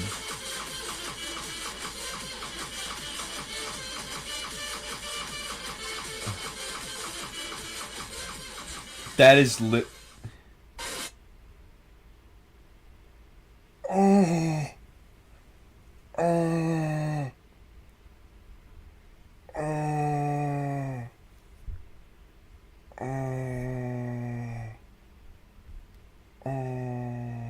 In the path too.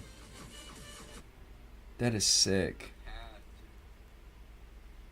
How do you get it like that? Like make it like look like a TV screen. Like how'd you warp the edges like that where it's like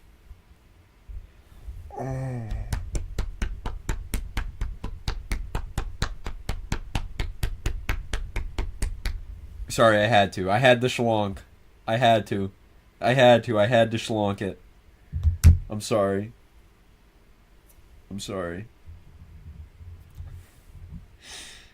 Fisheye. Come on, I had the schlonk. I'm sorry. Yeah, look at this. This thing's $7,000, and they dig it into the ground. They put this thing in the ground for. So, are you gonna spend $4,000 on the pod, or just go $3,000 over and get the whole fucking? I mean, damn, bro. Sorry, I just. It's like an instinct to schlonk it. Bro, I really... And there's that one company that, again, has done the testing with a true EF5. Not intentionally, but it has happened. They have gone up against the real deal.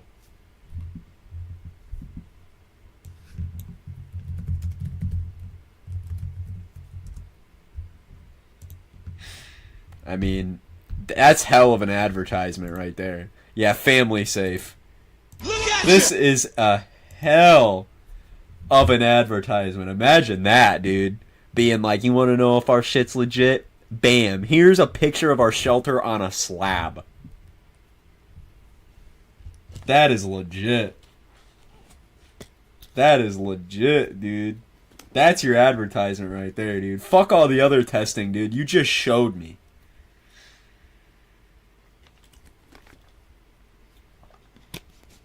You showed me everything I need to know. Everything I need to know about this.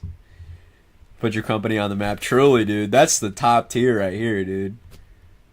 I mean, how many of their fucking shelters have gotten cored? That is ridiculous. Look at all, and there are all these family safe ones right there. There are all these family safe shelters that have just gotten core, dude. They have so much shit to just flex. They're like, yo, we don't even need to give you all those bullshit tests, bro. We don't need to sit here and shoot at it in our backyard, bro. It gets cored all the time. God, dude. That is crazy. This thing I would take over a basement any day. A true safe room I would take over a basement any day. Because a basement can only do... People die in their basements from EF5s all the time. A safe room is impenetrable from, like, even nuclear weapons. Well, not like a direct... You know what I mean, though. Like, a true safe room. Something like this where it's, like, inches thick of, like, concrete in steel and, like, fucking lead-lined and shit. You know what I mean? Like, it's crazy. Like, nothing's getting through that.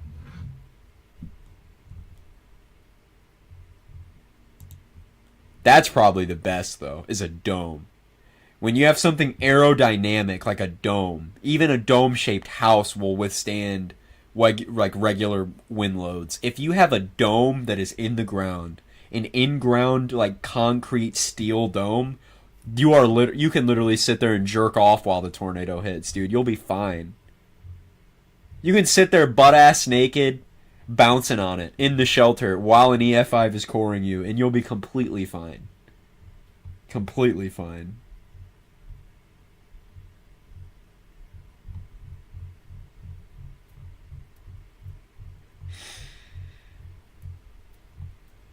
It'd be cool if they made one with, like, fucking windows that were, like, impenetrable. If they could, you could somehow invent that shit. Impenetrable tornado windows.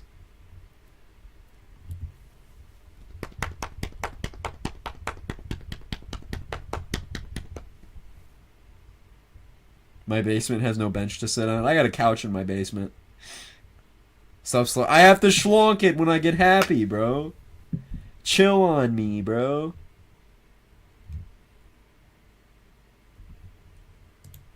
It's what I do. It's a stim, bro. It's a stimulation, bro. It's self-stimming, bro. It's ableist to tell me to stop. I have to schlonk, bro.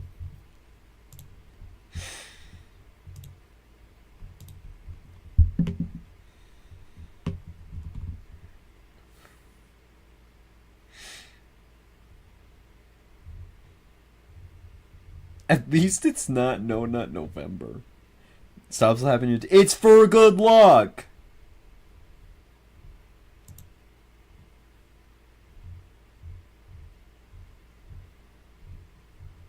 It's for good luck and happiness. Okay, bro. Gosh. Tough crowd. Tough crowd. Busting a nut is not good luck. Says who? Says who? Who said that? That's good luck right there, dude.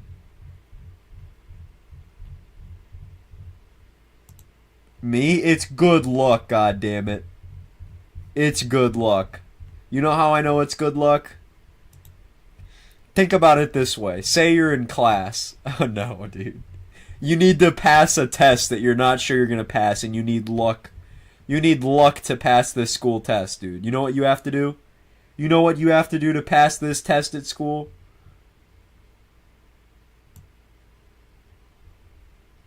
You know damn well what you gotta do. You know damn well what you gotta do. You gotta schlonk it. You gotta schlonk it for good luck. It's facts right there. Facts that I know that not everybody's ready to admit. I know. I know, it's not easy to admit.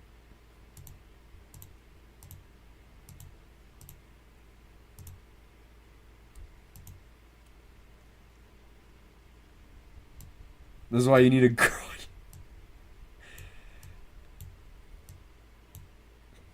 That's not true. See, but listen, Mr. Peach, hear me out. If you one schlonk a day keeps the doctor away. 1 schlonk a day. It's true. It's good for your prostate. It protects it from cancer. That's a fact. That's a true fact. If you don't schlonk, you're at a higher risk of prostate cancer. That is a true fact. That is an actual true fact. I'm not even making that up. Miss Anderson, I swear it's good luck. Jimmy, you pulled your pants. It's true. I'm definitely not getting cancer then. Exactly. Exactly. I'm staying cancer free with my prostate, dude. I'm schlonking it. Okay? Hate on me as much as you want. What about women? Women don't have prostates, Caitlin. So...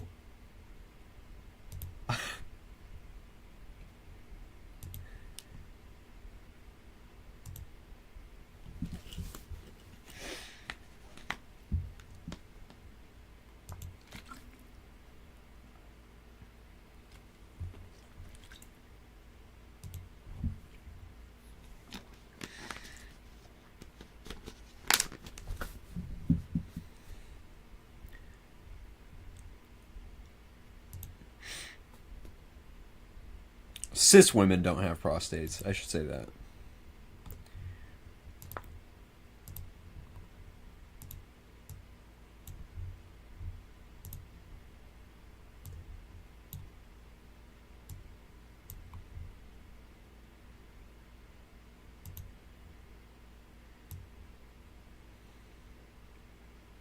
What does that even mean?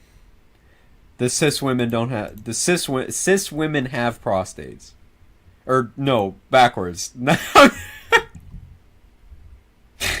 Cis women do not have prostates. Sorry, I had a brain fart.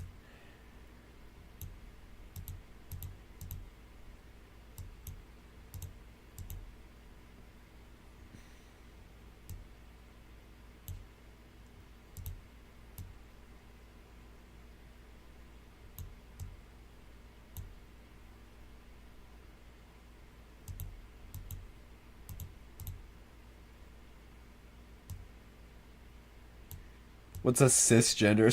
Someone cisgender is just like somebody who... somebody who's cisgender is just someone who isn't trans. Does that make sense? Like, me and you, Flack, we're cisgender. We're it's static. It doesn't change. Straight? I mean, I guess you could kind of put that. I guess, in a sense. It's like... It's like a straight thing, kind of. Basically, that's the way to equate it.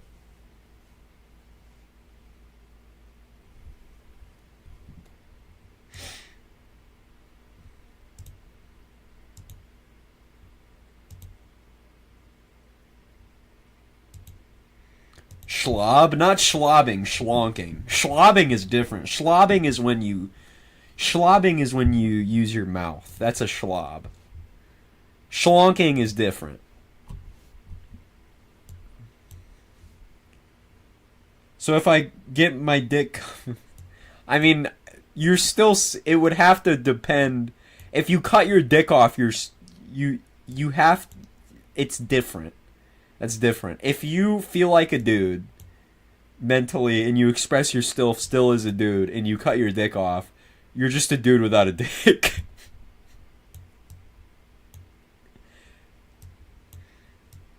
You'd have to reformulate your gender expression in that sense.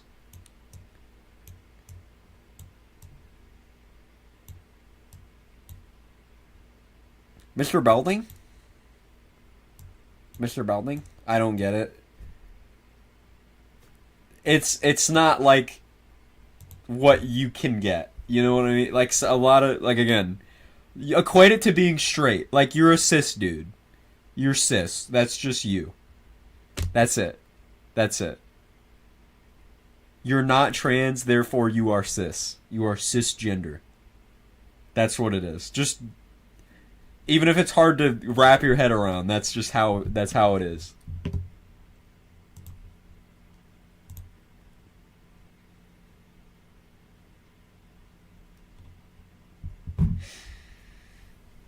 I'll find that shit, dude. Schlonking is good for your prostate.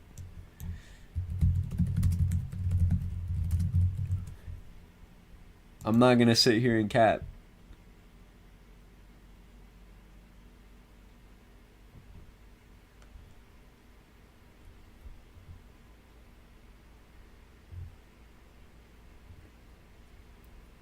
Let me see.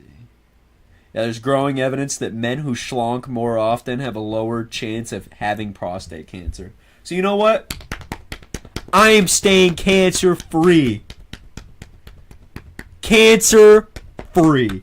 What are you gonna do? Tell me to stop schlonking? And it's a self-stim. Don't hate on me. Don't hate on the boy. Not on camera?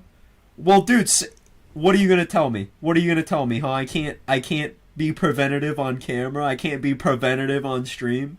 I can't save my own life on stream. Get out of here. Get out of here, Mr. Peach.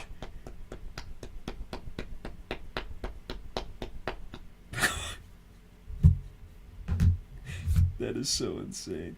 Do you guys know that there are... Dude, if you look up... Okay, don't. But there is straight up nudity on YouTube as... Like, if you look up nude yoga, that it's just all over YouTube. It's people just straight butt-ass naked doing, like, the craziest... the craziest shit, dude. And it's very clearly not nude yoga. Like, you can very easily tell, like, shorty, that is not downward dog. Like, that is doggy style. You know what I mean? It is crazy. It is crazy. Hold on. Let me actually save this one. My fault, gang. But it's crazy, dude. It's pretty crazy. Or remember what's his name? What's his name on the guy? Oh my god, Kevin Leonardo, where you just open the video and it's instantly his butthole. Dude, that was the funniest shit for so long, and it's genuinely educational content. He's teaching us how to shave our buttholes. The Nair, yeah, dude. He literally, you turn on the camera and it's him bent over with his asshole spread, and he's like, "This is how I shave my asshole." And it's good. I think that shouldn't be taken down. That should be on YouTube, in my opinion. It's nudity, but like, get over it. Like, we're all nude individuals, you know what I mean? Like, that's just a part of human life. You know, I don't think that should be removed. It's actually beneficial. It's actually beneficial. And I'm glad it's still up. Because, bro, I remember when I was younger, that shit, like, I couldn't find much of that shit. I had to actually go to porn websites to learn certain things. Genuinely. Like, I'm being dead for real. Dead for real. Because there's no tutorial for certain shit. You know what I mean? It's educational. It's genuinely educational. Although it's a video of him bleaching his... Or not bleaching. It's a video of him putting Nair in his butthole. It's educational. What's up, Wires? Dude, it's crazy, though, because you open it and it's instantly his butthole. Right now. For reference, this is how hairy my butt is right now. And it's just him full spread. Butthole and balls on the camera. Bro, it's great. Alright, so step one is to... Bro, it's instantly just spreaded cheeks, bro. Don't forget to cover the cheeks as well. Setting a timer for 3 minutes. Don't go past 3 minutes, because I did that with my armpits. Like, I went to 5 minutes, and it literally burned and stung so bad. Well, yeah, you give yourself a chemical burn. Dude, he makes the most insane videos. Have you guys seen his other content? It's crazy. It's like, Oh my god. It's absolutely insane. Hold on, I'll look at his main. Dude, what? I'm gonna read these out. I'm gonna read out the names of his titles. Draining my cat's balls in his sleep without his consent. Rimming myself with visuals. Semen facials cured my acne. I'm not reading the recent one. Should I impregnate a consenting woman? Recreating the leaked Drake video? Oh my god, what? No way. No way. This is not a real video. We're here to help you get back to being you. From total joint replacement To treating sports. I perform oral on my cat Tobias every. What? I perform oral on my cat Tobias every single day just because I feel like it's my due diligence as a cat owner to please my cat and to service my cat and to make sure that he lives a very and I made a vow and It's a fucking... Oh my god, he's brushing his cat's teeth. It's him brushing his teeth. Dude, the titles are obscene. The titles are insane. Oh my god, dude. God, these are absolutely insane. I don't even know how this one could be explained. The most recent one is I love minors and talking to minors, addressing creep allegations. What? Little girls make me so happy. What are these titles? Kay, are you mentally sane? I'm reading out titles. I am reading out titles to these videos. They're all clickbait. I think he's making just absurd titles so you click on them and it's something... What the fuck? How I avoid getting poop on my penis? Finally touched myself last night. I'm addicted to sexting Caucasians and Jews. Hi guys, I want to talk to you about something a little bit serious, and that is my literal addiction to sexting Caucasians and Jews when I feel a little bit down. So I legitimately... Like, these are the most actually insane... Like, okay, I'm gonna sit here and ask why I have 2 copyright strikes. Why my channel's on the verge of being terminated. And this man just uploaded a video saying he gets poop on his penis. I don't understand what I'm doing wrong. I don't understand what I'm doing wrong. It's just the most insane titles in the world. Semen facials cured my acne. I just can't. What are these? Oh my god. Dude, oh my god, the titles are just, like...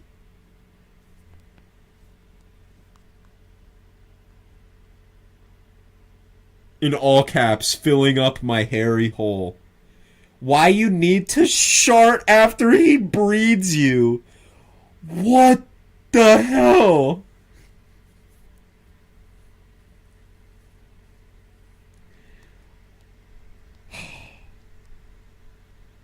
I wish I had a uterus. I can't stop sharting.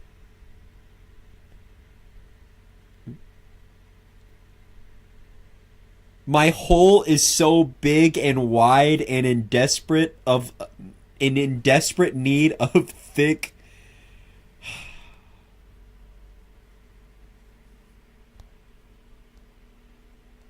I hit a pregnant lady with my car? What is this? Soaking in piss and saliva? I'm not reading the other one. I don't condone 9/11. I am not autistic and I am not on drugs. Squeezing my boyfriend's penis for P-check. Edging on a chair for an hour with visuals. With Charm, I get paid 2 Hold days on. early. I gotta see this. Where are the visuals? So I got edged by this Mexican man on his chair at his place for about like an hour straight, and I legitimately, I am so incredibly stunned here. So much water just exited my nose. I am so stunned. Every time he talks, it is just it burns, man, dude. If you drink water and then tip your head upside down, it runs through like your eyes. It feels so crazy. It feels awful. Me after figging. Who up figging? Be honest. Who's up figging? You? Mr. Peach, I fig every day. I tomato every day. I potato every day. I've been zucchiniing recently. I've carroted recently. Banana's very common. Oh, no, the video? Okay. The video. Okay. Just wanted to make sure. I was like, we love figging around here. We love figging around here. Now, how does this work? so when I was about 12 years old, I would put my own semen on my face. Oh my god. Dude, I legitimately am never prepared for this man opening his fucking mouth, dude. I am never prepared for when this man opens his fucking mouth. I legitimately cannot. Like, it is so actually obscene, the shit that... Like, there's nothing that could possibly prepare me for what comes out of his mouth when he speaks. Like, actually. On my face, and I would leave the semen on my face overnight to try to cure my acne. Because when I was growing up until literally like a couple years ago, I had like the worst acne, and it was especially bad. Like, bro, I legitimately cannot... Like,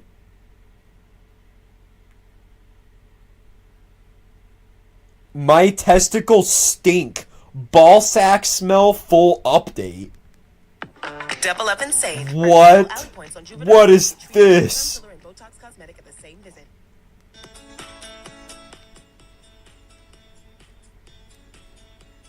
Hi guys, I want to give you a quick update on my ball sack and how it's been smelling lately, because this week has been a little bit crazy for my little nuts.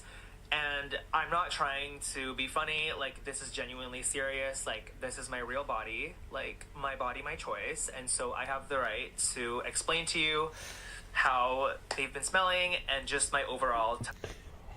Like, dude, I'm done.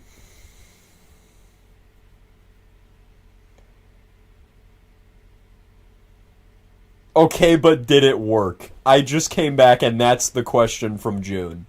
Okay, but did it work?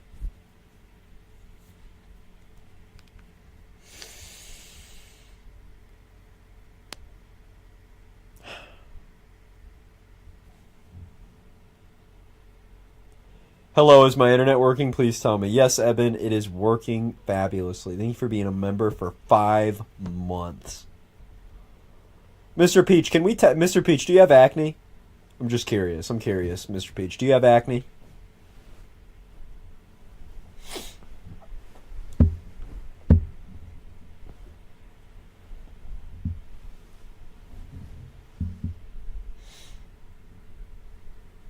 It's really important.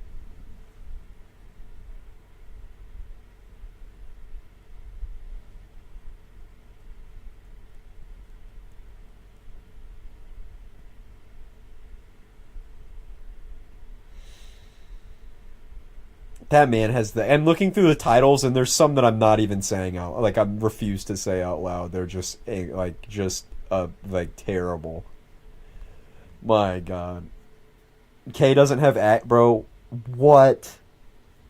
Bro, come on. You are sick in the fucking head.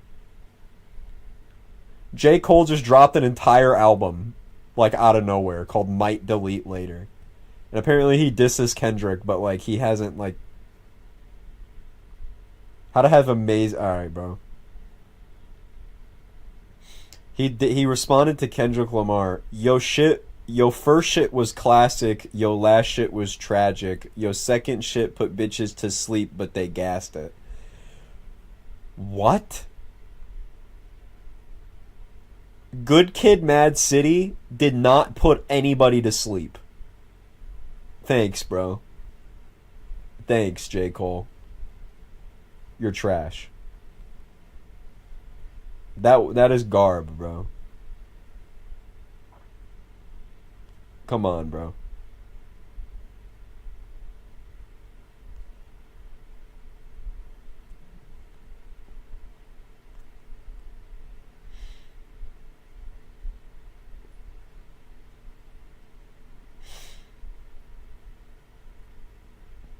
Yeah, people are saying, like, what Kendrick did was bait. He was talking about T-Bap. That's even worse, though, dude. That's even worse. Man, dude, he got baited into doing it. Now Kendrick is going to have to come so hard. Bro, that is so... Pause. But no, that's crazy. Like, Kendrick and Cole were like, dude, they were going to have that album together. Because I remember they did the Black Friday remix with Kendrick, and that was the thing forever. Was that, like, oh my god, the Kendrick J. Cole collab. And now they're beefing, bro. Bro, Kendrick would slaughter Cole, bro. It's not even like a... It's not up for discussion. I don't know why so many people act like it is.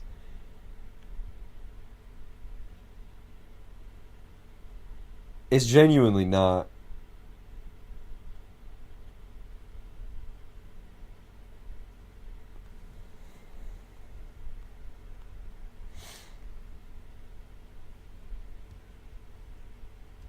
Like, bro, like... I mean, they're beef, and Drake hasn't even said anything. But that's the thing, is like, when you go up against someone like Kendrick, it's just like, what do you even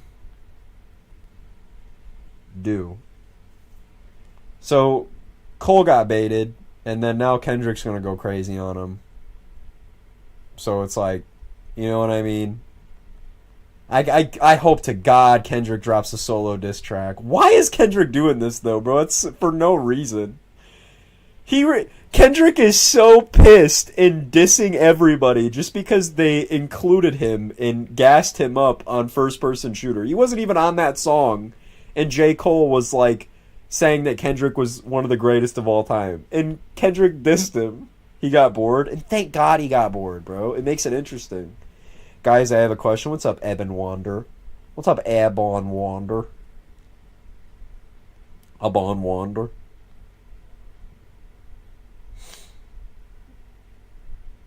Day 2 went slight.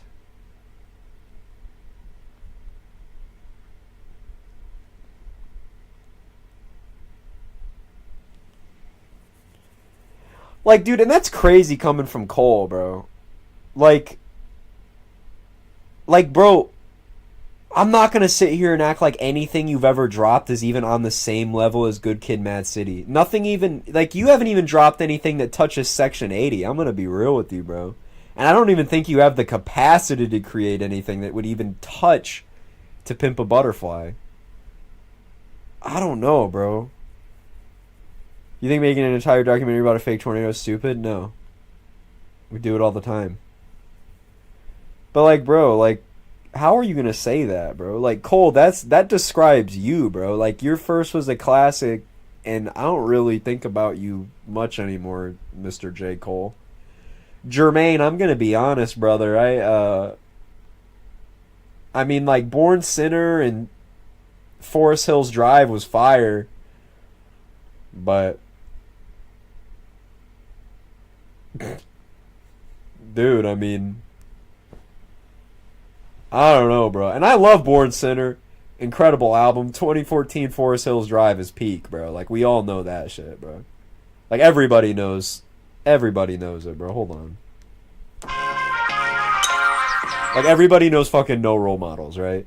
But, like, damn, bro, you legitimately, bro, are, like, unfortunately, you can't touch K-Dot.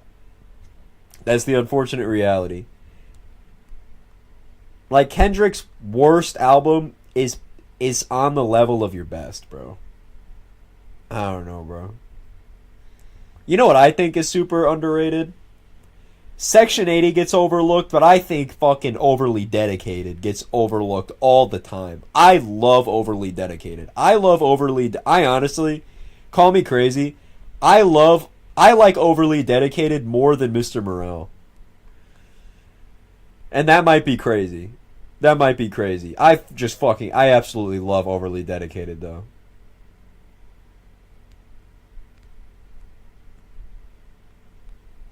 God, I love Overly Dedicated. Such a good album. It is so good, man. It's such a classic. I wish some of his older shit was on Spotify too, like shit like Cartoons and Cereal. Wait, is it on? Oh my god, is it? Oh, it's on the...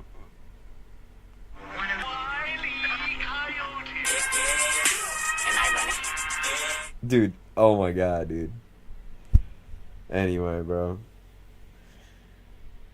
Kendrick has just an unbeatable record, dude. Has a really shitty quality. Yeah, I think I just found it. I'm gonna have to do a, whatchamacallit for it. Local file thing for it. But man, dude, such a classic. Like Cole, bro. Like, I like J. Cole. I don't want to sound like a Cole hater, bro. But Jermaine, it's not even a competition, brother. I think you need to understand that. And I think he knows that, bro. Like, bro, you can't... Nah, bro, come on. God, I hope they go into a full diss shit, dude. Because I remember there was that leak recently or well, it was like 6 months ago of like, it was like a Damn leak, and it was like the OG version of Element, and Kendrick was like going in on like everybody, and it was like, and I don't think Kendrick has had really an actual diss on anybody until recently, but the Control verse, for example, bro, like Control was fire when he just went at everybody. That is so fun. That is so fucking fun. I love that shit. I absolutely love that shit. I need to see Kendrick go like toe to toe and go in on somebody. I wonder what dirt he has on both of them. Like, if you're gonna diss Drake or J. Cole, you have to have some ammo. You know, you can't just be like, you're a bitch. You're a bitch. You're gay.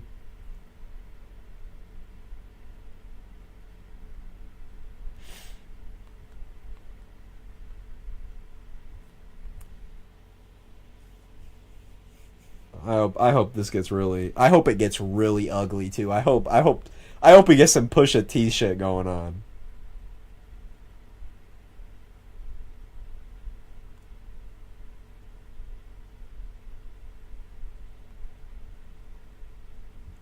I hope Kendrick... Yeah, bro.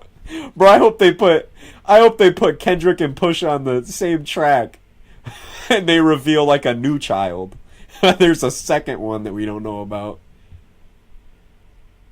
No, I would not switch lives with John. I would not. I don't want to ride a horse, and I mean, it seems like a calm life, but I enjoy mine. Damn, bro, I hope it gets really nasty. Drake can hold his own. I feel like it gets overlooked that Drake can spit. Like, Drake's diss on, like, Meek Mill, for example, dude, he bodied Meek Mill, bro. It was disgusting with like what he did on Back to Back. Oh my god, dude. I mean, he ripped him to shreds. And even Pusha T's diss was so nasty that it's hard to even compare. But Drake's initial diss with Duppy Freestyle was actually fire. Like, he killed it. He actually killed it. Like, if Push never responded with fucking Story of Adidon or whatever, there would have been... Drake would have won that shit. I mean, he killed it, dude. He came at Push and Kanye so hard. The double entendres were crazy, dude. I remember he said something like, father had to stretch his hands out to me to get something, and he had to, oh my god, bro, it was crazy. It was nuts, man. But Push came in so nasty. Oh my god, he came in so nasty. It was like unfair. It was just unfair.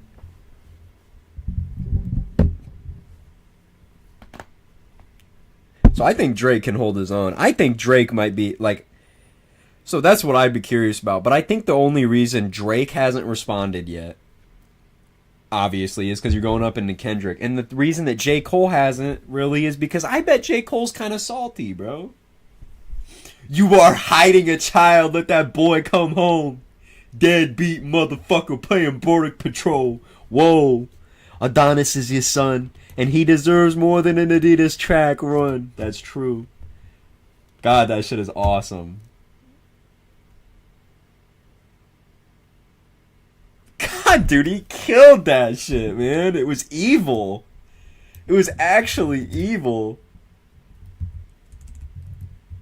Forget she's a porn star. Show her the world.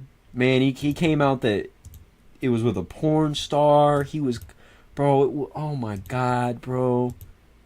God, he went in so bad. And he was making fun of the fact that his dad left him as a kid. He was making fun of the fact that his mom was white. Oh my god, bro.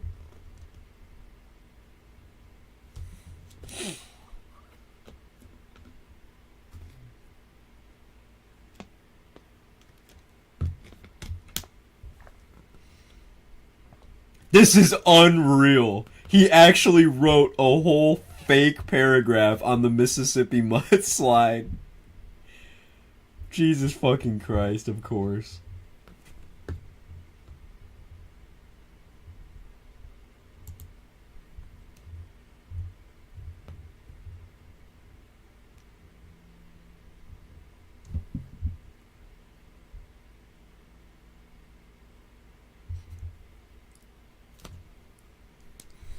Bro, and yeah, I forgot that he made fun of 40.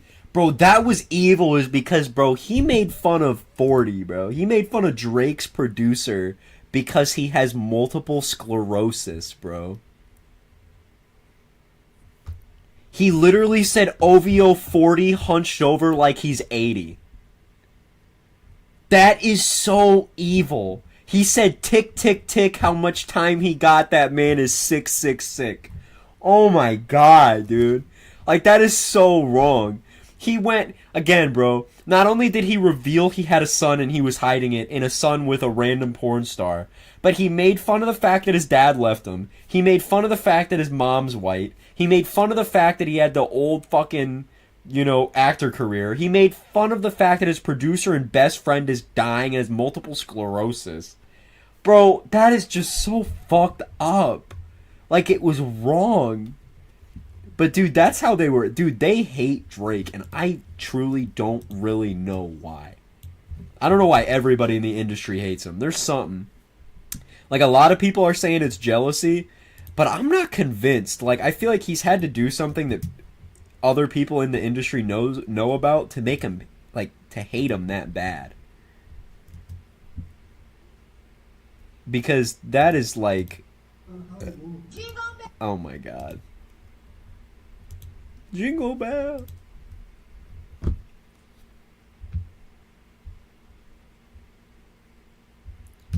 Man, dude.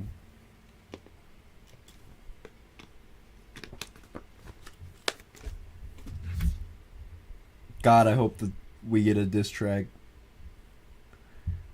God, I hope we get a diss track from Kendrick, bro. I need it so bad. So bad, bro. I need my butthole played with.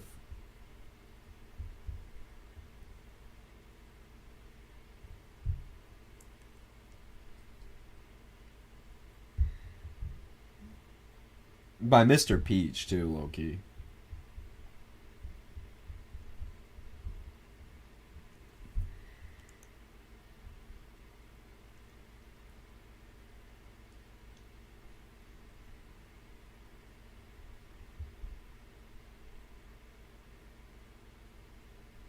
One phone call to Pusha T and him and Kendrick are committing a crime against humanity. Truly, dude. And what's crazy is how J. Cole would diss To Pimp a Butterfly, bro. Like, you were glazing it, bro.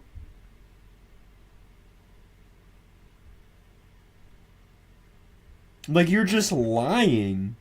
You're just lying and, like, you're just lying through your teeth for the fact of, like, making a diss, bro. Like, and you complimented him in the same verse. It was like when MGK was dissing Eminem and he was like, yeah, you're the best rapper alive, but it's like, why would you even say that, bro? You just glazed him. You just were down on your knees going, but you lift your head up and wipe your mouth real quick to say fuck you. Like, what are you, bro? You're crazy, bro. You were just down there almost finishing him off and you just wiped your mouth real quick to say something, then you just hop right back on. Like, what are you doing? You just said, dude, your first was a classic. Yeah, your first was it was a classic. Yeah, man, yeah, you're the shit. Yeah, the first was a classic. Like, bro, you're glazing right now. You're glazing. Like, you just complimented him.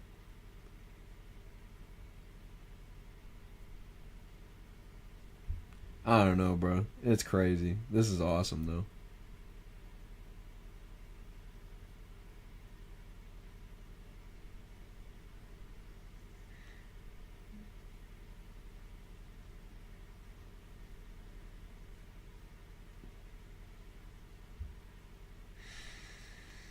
And man, what is the big man, no disrespect to J. Cole, but on first person shooter when he was saying the big three, is it Drake, K-Dot, or is it me, whatever. Bro, when I think of the big three of rap, bro, J. Cole, you're not even in that shit, bro. You're not, I don't even think you're not even in like the top 8. Bro, like if I had to, it'd be like Ye, Kendrick, and like, bro, it's not Cole, bro. It's not Cole, bro. Like, bro, it's definitely not you. And especially nowadays, like, bro, I mean, you could say the big three and include Drake. I mean, he's the biggest hip-hop artist around. But, like, bro, bro, you can't say the big three and then be like, Drake, Kendrick, and and then you say J. Cole. Like, what? Like, bro, what? I'd be scratching my head at that, bro. Like, I haven't even heard of... J. Cole hasn't been popping since, like... Bro, I mean, really... hasn't actually been poppin' since fucking Jesus Christ forever. At least that's my perception. Like what about like I mean, dude, man, I appreciate the fact that Drake is not responding. He couldn't do it. He couldn't do it. He couldn't hold his own. He could make a good initial, but bro, he couldn't keep up. Gun to your head, name 5 J. Cole songs. That's the thing, bro, is I mean, No Role Models, February 28th, Born Sinner, fucking Voluminati, bro, that shit bangs, bro. There are some crazy lyrics in that song that did not age well at all, but that song is so good. Dude, that whole set, I imagine you know what lyrics I'm talking about, but that whole bar was just insane. Why did that even come out of your mouth?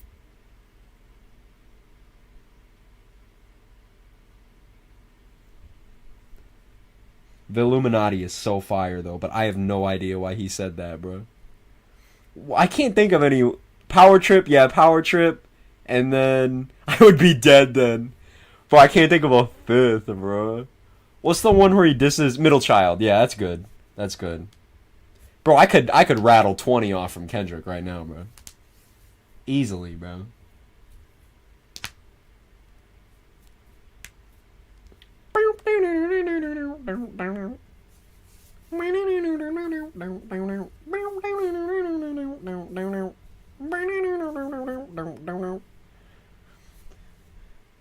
I think Voluminati is my favorite Cole song, period.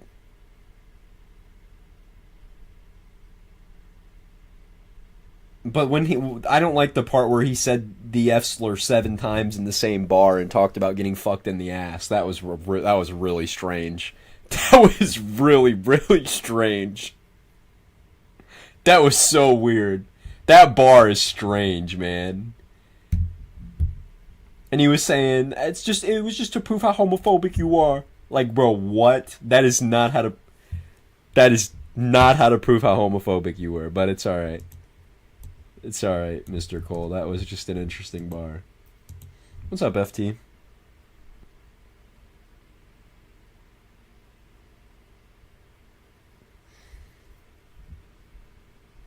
High power, section 80. I'm busting. What's the best Kendrick song, though?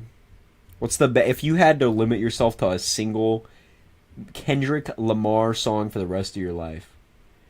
For me, I think it might be Money Trees, maybe. Just because, bro, I don't know. I think Money Trees may be like the best song ever. But bro, you have shit like, oh my god, bro. Mad City. Mad City is like my favorite song from him.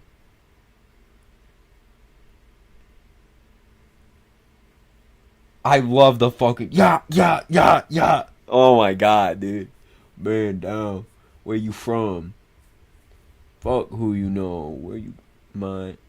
Where your grandma stay, huh, mate?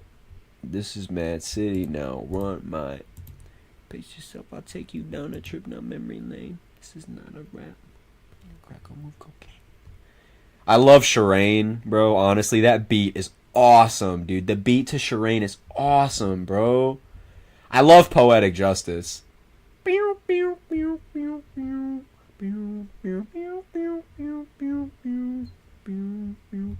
I love Swimming Pools, bro. Obviously, Sing About Me. Like, I don't have to go over, like, fucking Sing About Me or But Bitch Don't Kill My... Like, those are such classics. Like, bro, what is this? Like, J. Cole doesn't have... Like, J. Cole has classics, but, bro, this is, like... Nah, bro. And the thing is, dude, is, like... Yeah, the bass line is so good.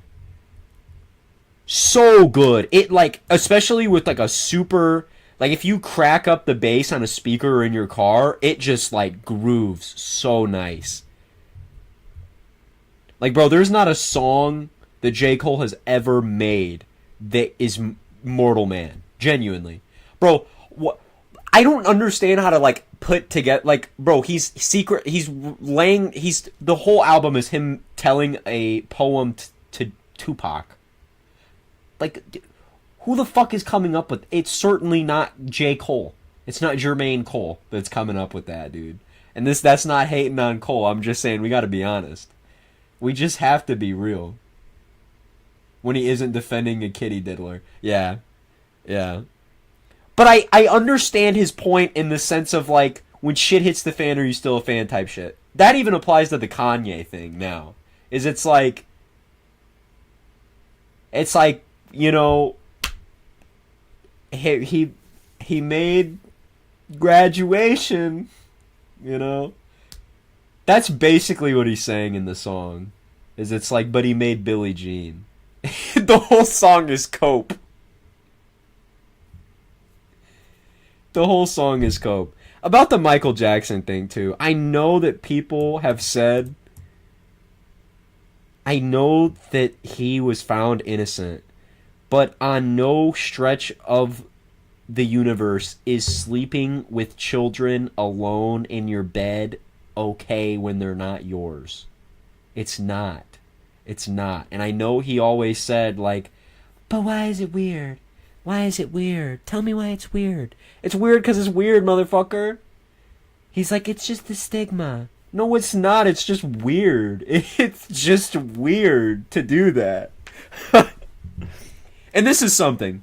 Though he was found innocent, the judge or whatever for the case said herself that she would definitely not allow her children around Michael Jackson alone. So take that as you will as well. Take that as you will. Some of the victims who've came out over the years as well, have given their experiences and appeared in documentaries and given their experiences with no money involved. Like, they have come forward with no pay for giving their experiences, but have told their experiences. You know what I mean? Like, there wasn't a financial motive there. They have genuinely come out and said certain things. There's a lot of people who have said some shit about Michael Jackson, and a lot of it is really fucking disgusting. Like, I hope to God that the actual allegations are not true, because the actual allegations will make your stomach turn. But, like, even if it's not, you know, and it's just normal. It's, well, not normal. It was just the sleeping with kids shit. That is still so fucking weird. That is still so weird. You can't cuddle with kids that aren't yours in your bed. That's not... The person is questionable for sure. And you can like Michael Jackson's music, bro. I was listening to fucking whatchamacallit the other day. It's just the separate the art from the artist type shit. You know, it's just the classic, like, you know what? It's good. It's good. But I mean, he is one interesting motherfucker, dude. But I was listening to Dirty Diana in the car the other day in Chicago, and it was fucking God, dude. That man, truly so crazy.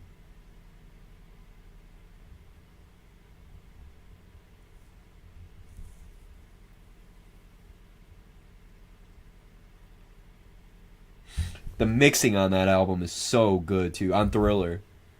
The mixing on Thriller is so good for being a song in the 80s, and the production and everything is so ahead of its time. Yeah, there was that stuff where the accusers have been shown to be a little, you know... I remember there was one of them that testified that nothing ever happened, and then 20 years later said it did. And that's... But he testified as a child, and who knows, you know, if a child is telling the truth after all that, you know, especially if it's truly that traumatic and everything, you know, like, who knows if the kid is actually telling the truth. I feel like it's almost, you know, you could point out the inconsistent, but it's hard to do that, you know. It's just difficult, because no one will ever know for sure either way, you know. But I will tell you for damn sure he was a weird guy. He was really fucking weird. Michael Jackson was incredibly weird. I know people are like, he's misunderstood. No, he was weird. He was weird. He went through a lot of fucked up shit with his childhood. He dealt with a lot of abuse. He dealt with a lot of expectations. Yes, for sure, and that absolutely shaped who he was, but that doesn't change who he was. He was a weird motherfucker. He was really fucking weird. Man. And that's the thing that... with most artists that are really good in the world are fucked up to some degree.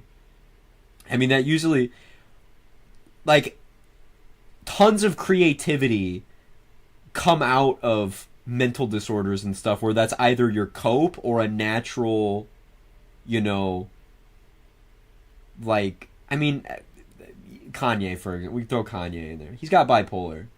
So he's incredibly creative when he's manic.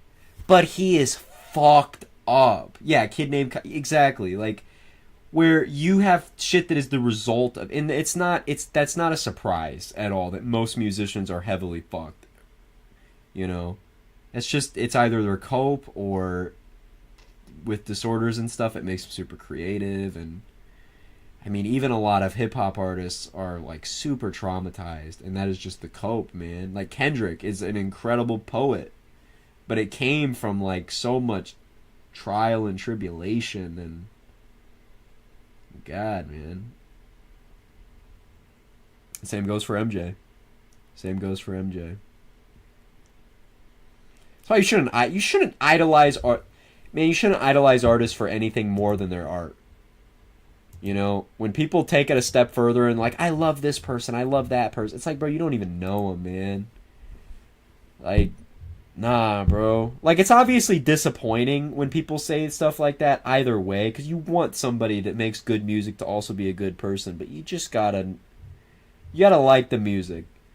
Like, I love Future, bro. That man is I love Future's music, bro, but that dude, he is not a good dad, bro.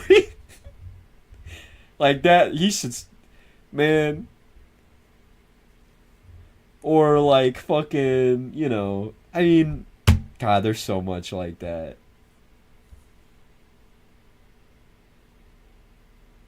No, yeah, I'm not blaming you, FT. I'm just saying it's like, it's an important lesson for everybody. And that goes for anything. Like, any artist, no matter what the art form, you should idolize them for the art. You should idolize the art that they make and respect them for their art. And not them for who you think they may be. Because, goddamn. But I will say that I would have sex with The Weeknd if he came over to my house. I don't know how he is in person, but I know that if The Weeknd came over and he started playing often, I would have sex with him. I'm just telling you straight up right now, dude. If he just, I'm being honest. That goes for everything except probably The Weeknd, because man, I would definitely, like, bro, if you pull up to the crib, if The Weeknd picks me up in his car, and he starts playing fucking Earned It, I'm getting on top, bro. I'm telling you, bro. I'm bending over the seat for him, bro.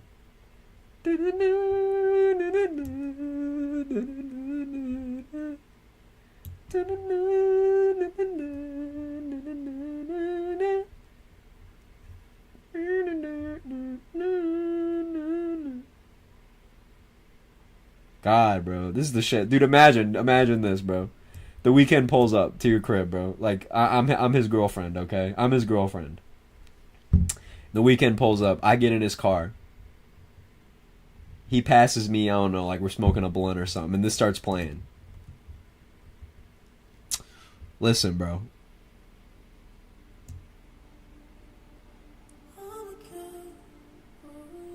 I'm hopping over this. I'm hopping over the fucking center console and sucking his wiener. I'm telling you right now. I'm telling you right goddamn now, bro.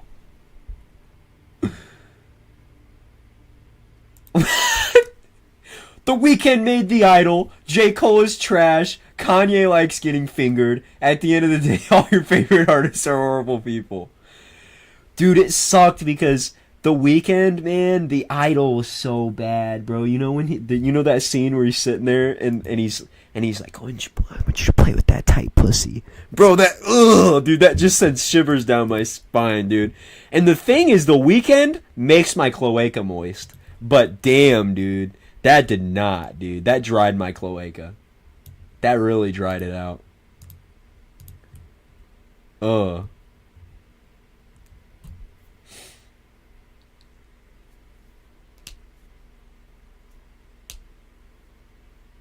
Tell me, Brayden, do you have a cloaca? Bro, this shit, I'm just telling you right now. Mr. Peach would probably agree with me. I don't know if he's in here. But this is that shit that I'd walk in with. I'd have like lingerie on, right? Real silky. And I'd walk in the room, there's a candle. He's laying on the bed, right? Picture yourself. Then I get on top. I'm dancing. I take off my bra. I swing my hair back. I lay down over him, you know, and I start kissing his neck. You know what I'm saying? Bro, this is gay, bro. Bro, that's gay, bro. That's gay. Anyway.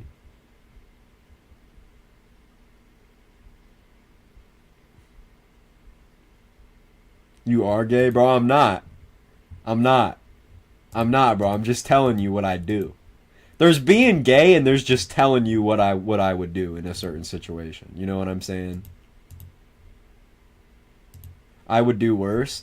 See, but the thing is, like, I feel like either I'm not as straight as I think, or there's, like, I feel like that, like, if The Weeknd came over to my house, bro, and he starts singing, like, I might think he's a little attractive. I don't know. Like, call me crazy. Call me bisexual or whatever you guys want to call me all the time. But listen. I may develop an attraction, okay? And is that crazy to say? Is that crazy to say? Let me ask ChatGPT real quick. Let me ask ChatGPT because I'm gonna get a biased response. Let me ask ChatGPT. Is it normal as a straight man to be attracted to The Weeknd, or am I not straight? ChatGPT, tell me. Sexual orientation is a complex and multifaceted aspect of human identity. It's important to remember that attraction is a spectrum, and people can experience a wide range of feelings and attractions throughout their lives. Being attracted to someone of the same gender, even if you identify as straight, does not necessarily mean you are straight.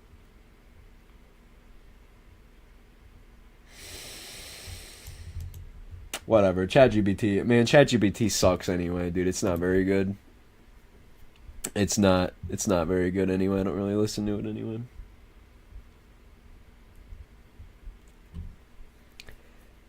I'm just gay, bro. It's not gay, bro. I'm just letting you know. Like, if The Weeknd pulls up, if The Weeknd pulled up to my house with a mic in his hand, and he starts going, "I only called you when it's half past," bro, I'm hitting the floor. I'm hitting the goddamn deck. I'm on my knees instantly.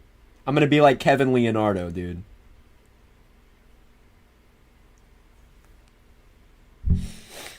I'm just telling you. Do you like the way I flick my tongue or nah? You can ride my face until you drip and come. Guess who can't play Roblox anymore? Why not? What happened? Hit the tip, then throw that dick or nah? You do it, baby.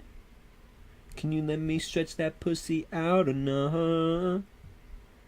I'm not the type to call you back tomorrow, but the way you wrap around me is a problem. Ain't nobody trying to save you. Save that, can't save you. Got a lot of bitches on your favor. Pussy so good, had to save that shit for later. Take her to the kitchen, fuck that right there on the table. I'm reppin' XO to the death. I'm tryna get these bitches wet. I'm tryna get that pussy wet. I'm tryna fuck her and her friends. Don't love it for these hunters, girl, and Bro, I saw that shit live, bro. I saw that song live, bro, and I blew my fucking load, bro. Okay, what would you do if The Weeknd was actually Mr. Peach? Bro, I'm telling you, bro, Mr. Peach would be ripped in half by now, dog. Nah, bro.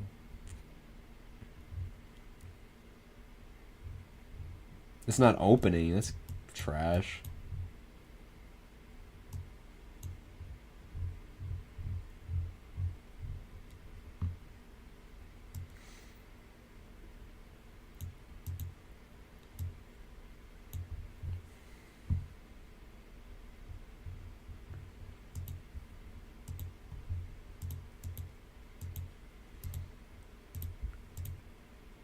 Play with a boss. Girl, take it. Oh, I like to pick flowers and listen to music.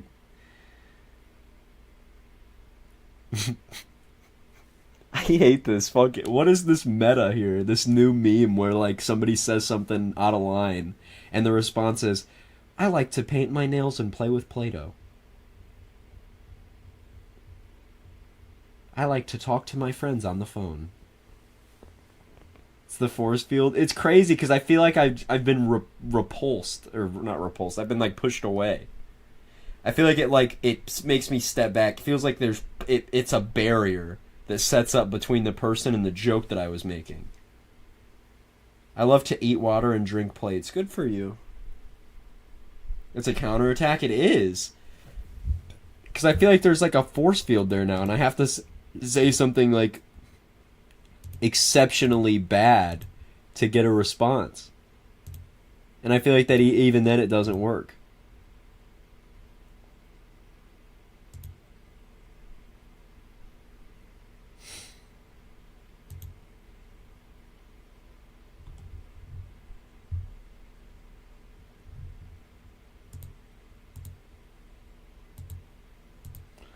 Tell me, Brayden, is your cloaca moist? Tell me, Brayden, is your cloaca moist? I can tell you about my cloaca right now, bro.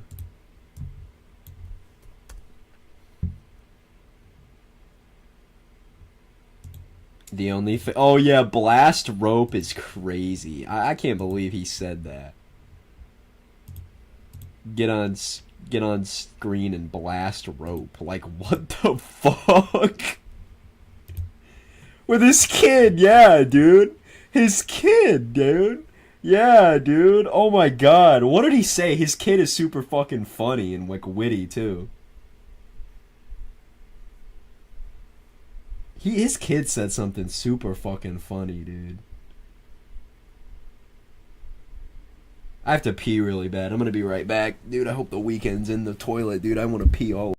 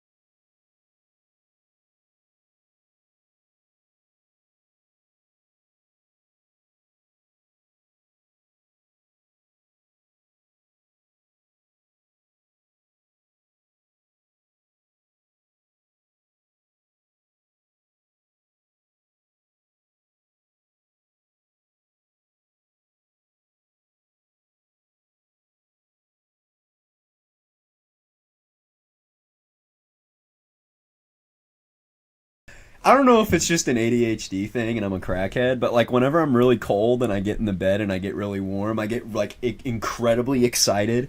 There's like a shot of excitement that runs through my body, and I'm on stream, so I can't be a weirdo. But I'll make like random noises and shake around and roll around and freak out and spaz out a little bit, and that's not even a joke. I'll be like in my bed and I'll like rapidly like fucking turn around and start fucking flailing around all the place and be like, oh.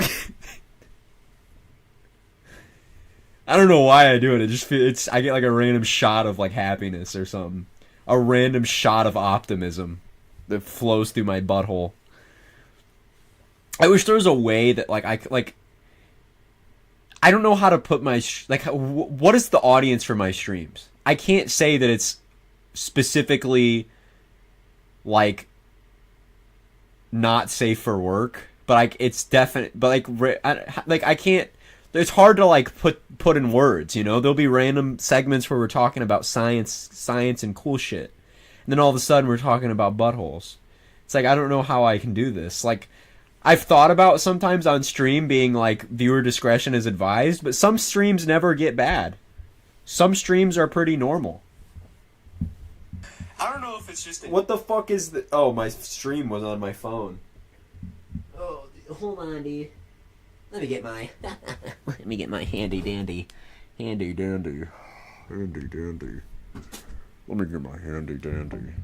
Huh? Let me get my handy dandy. Weather streams are normal. My handy dandy. Let me get my handy dandy. I knew a guy named Randy, and he had a very handy dandy. Oh, very nice. Dude, I was at the dentist today, man. Fuck, bro. Oh, dude. I did not like that shit at all, bro. I hate going to the dentist, bro. Oh, bro, I don't know what... They get this fucking thing, and they just fucking touch your teeth. They, like, finger your teeth with a little metal thing. And every time they do it, they say random letters and numbers. They'll be like, C13, A5, 19. So, like, what the fuck are you doing, bro? Like, I'm not convinced they're doing anything, actually. I want to... Bro, last night, I'm telling you, I could not fucking breathe. Shorty round cake is incredible. I can't believe I fucked it up that bad. Oh my god, dude. I was crying, dude. Because I was trying to think of what is a strawberry shortcake. And I thought, dude, the shorty round cake. Your teeth are classified? No, I know that. But sometimes I feel like they're just putting it on, bro. C1, 3-5, B9. Oh, man. But, dude, a shorty round cake is so fucking funny, dude. Because I could not think of what a strawberry shortcake was. And I was like, I was laughing so fucking hard trying to say it out loud because I knew it was insane. I knew that was nothing close to it. So I said shorty round cake. And dude, that was so bad. I'm so glad June said something because I would have looked like a fucking idiot. Good night, Mr. Peach. I love you. I left a little surprise in your DMs. It's a picture of my balls.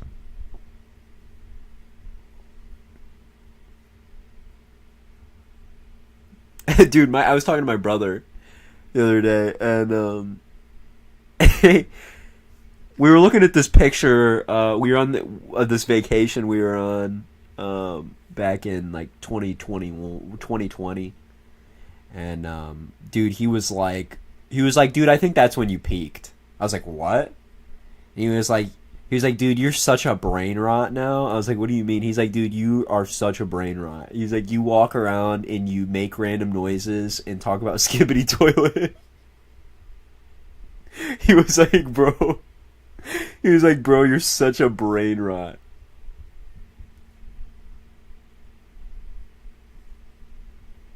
He did say I'm a lot nicer though. He said he says I'm a lot nicer now, but I have a lot of brain rot. Which I mean I think is to be expected.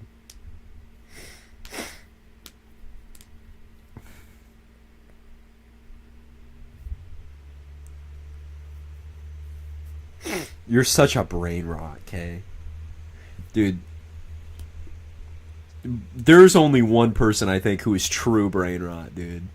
And that is our friend and moderator, Caitlin. Oh my brain rot. Like, true, unimpeded brain rot. K when his car gets hit by an EF4. I woke up in a new Bugatti. Like, what prompted that at all? What fucking prompted that? That is still, like, the worst thing. Joplin was a mass... Oh, Joplin was a mass casualty situation? Dude, that is so lean as a drug core. That is... Joplin was a EF5?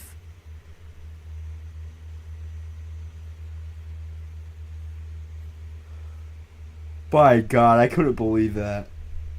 Joplin killed people? Like, yes. Yes, it did. Yes, it did. A lot of them. It was nothing but news.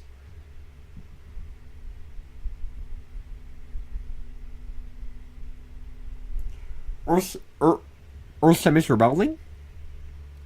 Is it Earth semester building? Got him under my spell.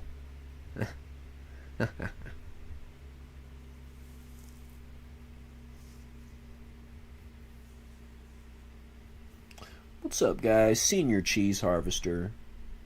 Back with another harvesting vlog. Watch me achieve Goonvana.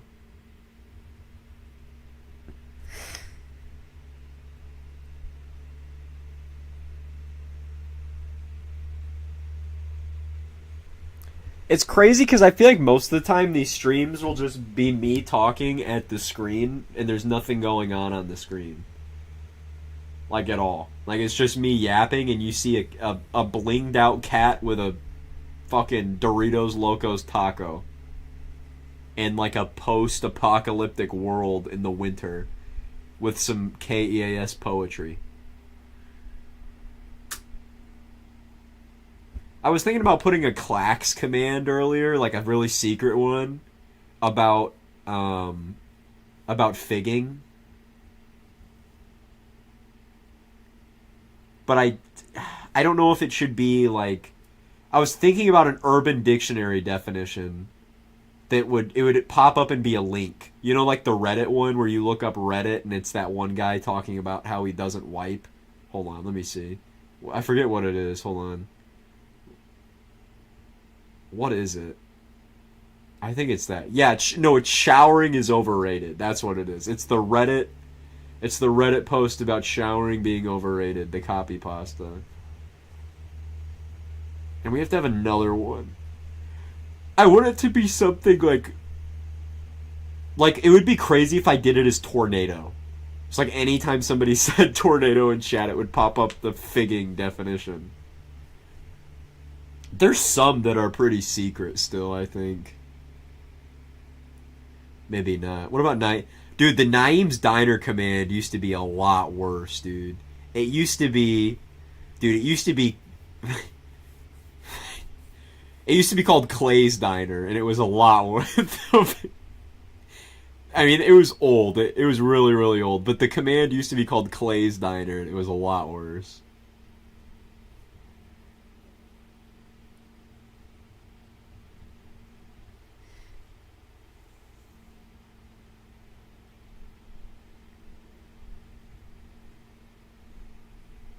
I remember the first time we added Nightbot, dude. That was the funniest thing in the world, dude. I was crying. I could not actually breathe. I had to sit and calm myself because I was crying, laughing so fucking hard, dude. It comes in and immediately goes on a rampage, times and mutes everybody. And it literally sends 18 automated messages at the same time. Stop spamming, as it times everyone out. Oh my god. And it was so funny because it was just Wheeler was oh no. Because I was in the StreamYard and he was oh, that's not good. And dude, that was so fucking funny. French microphone fell in here again, and I think this will be my last video. The woke libs called the police, got past my superior edging skills. Now only the old janitor at prison will be exposed. Dude, the Data Mosh era too. Oh my god, that stream was chaotic, man. The old Data Mosh streams, dude, where we would be on A-Whips. Dude, there was a time where we were on A-Whips and we made a convective outlook, and it was like an extreme hyper catastrophic risk for tornadoes in California. And there was like 18 mesoscale discussions that made no sense. There was like a mesoscale discussion that said something like, dude, what was it? There was a huge one that was like feet.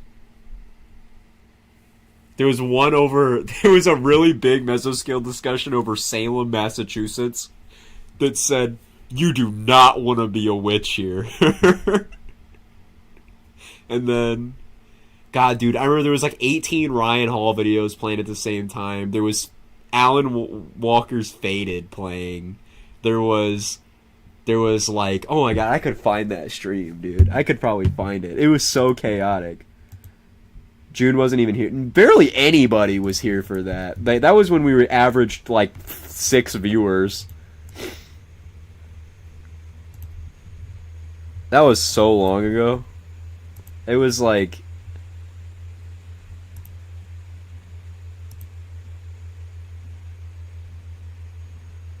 Was it Hanging Out and Descending into Madness? Or is this the one... This is Venus Gas. This is Venus Gas. I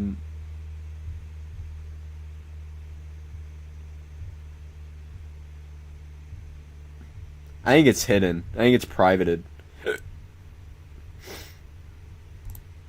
Because it's not the stream ever, because it was an OBS stream. That was with the shitty computer. Every time I learn what Venus Gas is, I forget it instantly. It's just Venus Gas. It's Venus Gas. It's Hydrogen Montana. It's that fucking Bear on the Yazini, bro. It's Bear Island Wind, bro. Who fucking with the Bear Island Wind?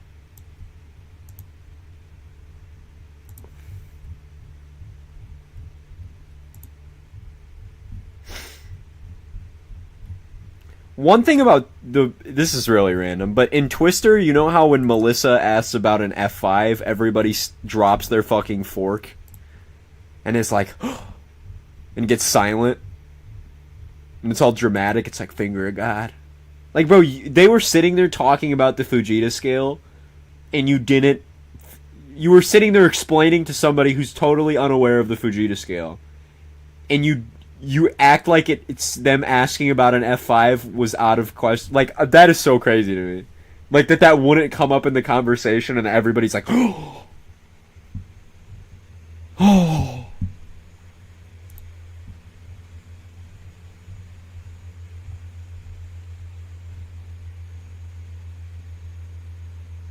Is it Chaos?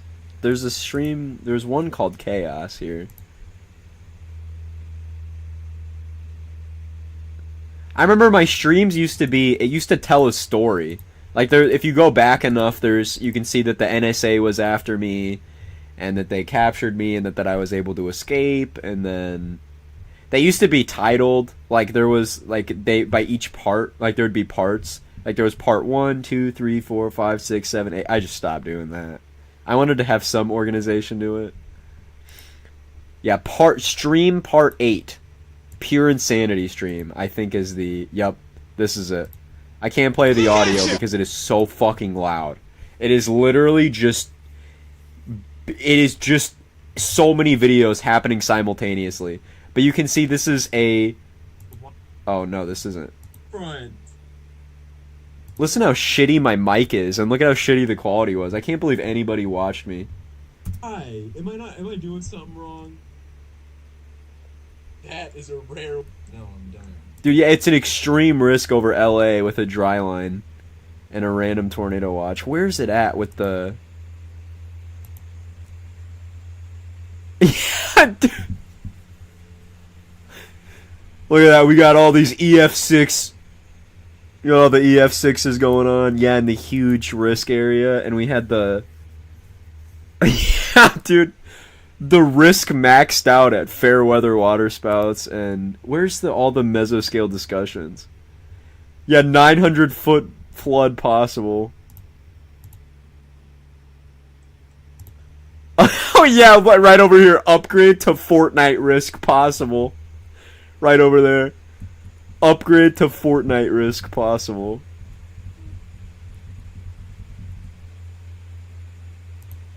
Oh my god, and it just got so bad. PDS Veptune Airwatch.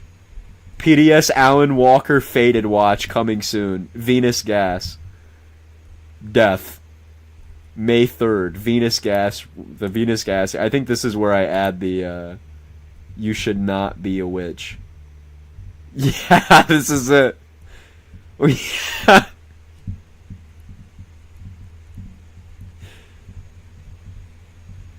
You do not. Yeah, you do not want to. If you're a witch, you do not want to be here in the spring of 1692. Dude, I think we did this until it crashed. Because, like, the entire...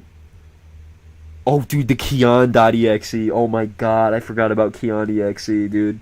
That was when Lava Fanatic was still Lava Fanatic. No, that's when he was Christian the EAS guy. And he made Keon.exe the funniest scenario that I have ever seen. The Salem thing is such Eagle core. That's who came up with it. It was in a stream where Eagle came up. It was the same stream where Venus Gas came from. Where they were just saying random sentences and like combining words. And Eagle comes out of the woodwork with fucking "you do not want to be a witch" in Salem, Massachusetts in the spring of 1692. And I lost my mind. Classic, dude. And this is what I mean by, if you go into the VODs now, a lot of them are going to be like this. Just to avoid any copyright stuff if you're watching anything. Which is going to be kind of awkward because you have no idea what's going on. Like, you hear me going, "Oh my god!" and you just see like a blurry thing of colors. It's like, what the fuck is going on? What is he looking at that he's so, like, enthused by? Whole time it's roller coasters, but...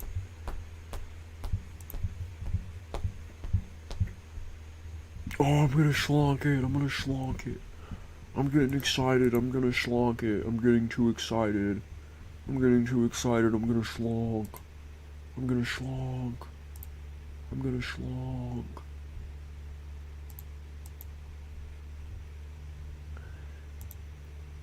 I don't understand why American models are so bad at resolving clouds. Look at you! Like, again, this is just, like, okay, this is the Canadian ensemble, okay? It's much better at resolving clouds than any of, like, the GFS or anything that overdoes the cloud cover and makes it so much more broad. Like, any of the Canadian models are really good at resolving cloud cover, but I think it's because they're cloud cover models. And then same with the blends. They're really good at resolving solid cloud cover and not having just, like, butthole.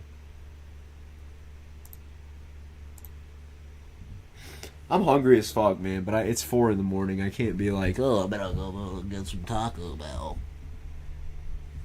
I might make a ham and cheese sandwich, perhaps, maybe. Which, guys, this is cracked, bro. If you get some, like, deli ham from the store, get some deli ham, a slice of American cheese, and slap it on a plate, microwave it, right, for like 30 seconds. It's gonna melt the cheese, melty, gooey, ooey cheese, all on this hot ham on this plate.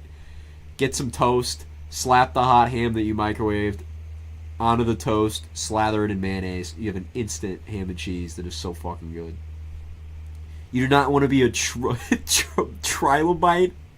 here 488 million years ago. Your ass does not want to go through an extinction event. But it's so quick to just whip up like a hot ham and cheese sandwich, dude. It's so good. It's so good. Made one earlier today and then took a nap. I was napping like a bitch today, dude. I took a really nice nap. It was a really, really nice map. I have weird dreams, though, man. I have really weird dreams. A lot of them happen to be inappropriate in nature.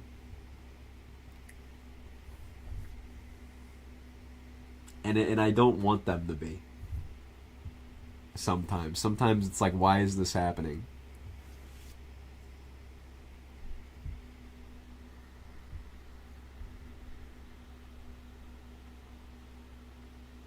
It's the Mimi. It was not Mimi. It was not Mimi.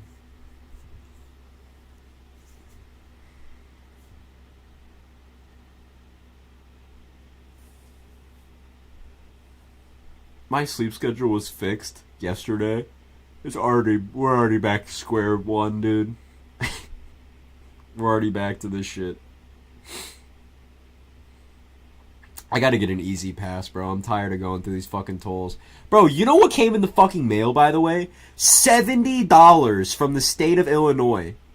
$70 owed to the state of Illinois from going through the tolls. $70 fucking dollars. From the, 4 chases we've done in Illinois thus far this year. I owe $70. Are you stroking me right now? $70 fucking dollars, dude. It was unreal. I was like, what the hell? Fucking why? It was like, what the hell, dude? Like, you need to pay your fees online. Like, fuck you, dude. Oh my god. That much fucking money? Dude, fuck the tolls, dude.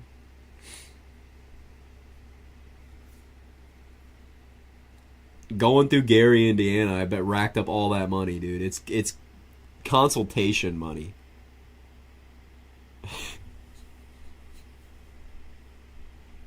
They give the workers all that fucking money that they make sitting in Gary. I remember we passed the casino that one time. God, I can't believe we passed that fucking casino. We looked down at that casino, and just like the thought of that was just at one time a neighborhood for so many families that was replaced with gambling. If that isn't just like the epitome of Western capitalism, I just don't. I can't. I remember being in driver's ed when it happened. Are you doing good in driver's ed thus far? Are you on track to get your license, bro?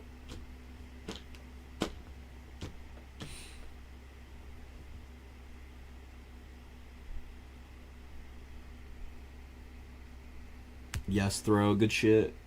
Good shit. I know a lot of people that are worried about getting their license, and it's not complicated at all. Like, it's so fucking easy. Green means go, red means stop. You can turn right on red, but you can't turn left on red. Like, I don't know, it's not hard. Like, there's shit in driver's ed. Like, I remember I used to be so intimidated when I was young. Like, I remember being, like, 15, studying for the permit test, and I thought I had to know all these road signs and all that shit. Dude, no, you don't have to know any of them. You have to know the speed limit, obviously. You have to know a stop sign and a yield sign, but that's fucking it, dude. All those fucking extra signs about, like, elephants in the road. Like, dude, whatever. Whatever. My driver's test was so easy, too. We literally did a circle around the block. And I was like, that's it? But, dude, it's so easy. Driving is so fucking easy. Like, it was really intimidating when I was younger. But it was so easy. All that build up, I did so many tests. I had to have so many hours logged in while driving before I could take my driver's test too. And I took the driver's test, I swear to fucking God. We go up the street, we stop at a stop sign, we turn left, we drive down that street, turn left again to go down the other street, and drive back to the driver's branch. It was literally a fucking circle. I was literally like confused. Like, I was like, is that fucking it? Like, all we just did was a circle. Like, nothing. Dude, it was so dumb. It was so dumb. my permit test though, dude. I remember being 15 and I went to the local library with my ex, and I remember I was having her help me study, and we were just cracking out road signs and shit. I thought I had to know all this shit about road signs and fucking average speed limits and pedestrian zones and all that shit. You don't have to know any of that shit, dude. That shit is so fucking dumb. Like, why would I need to know the average United States speed limit in an urban area? Bitch, it tells me the speed limit on a sign. I don't need to know that. I don't need to know the fucking average. I'm not sure I can trust myself with music in a vehicle while piloting it. Bro, I'm gonna be so real. Like, I can't drive without music. And I blast this shit. I'll be dancing while driving sometimes. I mean, sometimes I won't even have my hands on the wheel. Like, I'll just be like, I'll just be hitting that shit. I'll turn that bitch on cruise control. And I'll just dance. When you're on the highways and shit. Dude, driving is so easy. People make it, like, when you're younger, you know, and you're trying to get your license and shit, they make it seem like it's the biggest fucking deal. It's like, oh my god, dude. This, that, blah, blah, blah, blah, blah, blah. It is so goddamn simple. It's so simple. I guess the one thing that I don't like driving on is freeways, like 6-7 lane freeways where everybody's like changing lanes at different times and everybody's going 70 miles an hour and it gets kind of tight. But that's not that bad. Man, driving is just, the thing about driving is like you tune out really fast. Like if you're going on a drive, you will tune out super fucking fast. A lot of the times I forget I'm even driving. Like, I'll be driving and I'll just, like, remember, like, holy shit, I'm in control of the vehicle. I've been driving this entire time. What the fuck? It's a weird feeling. You really just completely tune out and it just turns into autopilot mode. You'll just be so in the zone. Like, I remember going on night drives, listening to, like, Drake and shit, okay? And I would just, like... It's almost like you were relaxing and not do... I don't know. It gets so, it's so autopilot-y. It's nice. I love going on drives. I like driving. It's fun. It's fun. But gas money's not very fun, that's for sure. Neither is random gas stations in central Indiana denying your Apple Pay very fun either. I don't know why the fuck that happened, dude. When I was in Winchester, I tried to refill my gas and it just didn't let me. I was like, dude, what the hell? Why?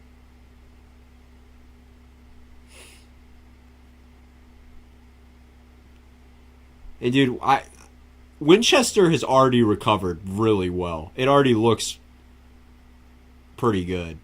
But driving through, leaving town, you could definitely tell through. I mean, a violent tornado. I mean, you could see trees were fucked. Like, there were a ton of trees that were absolutely fucked. Like, one of them was denutted, partially debarked when I drove past it. There was a little area, and there was debris everywhere near here. And they had a big pile that they were burning, because they burn all the debris to get rid of it, you know? And, but there was still a lot scattered throughout. There was an area that was, like, completely, like, like, just gone.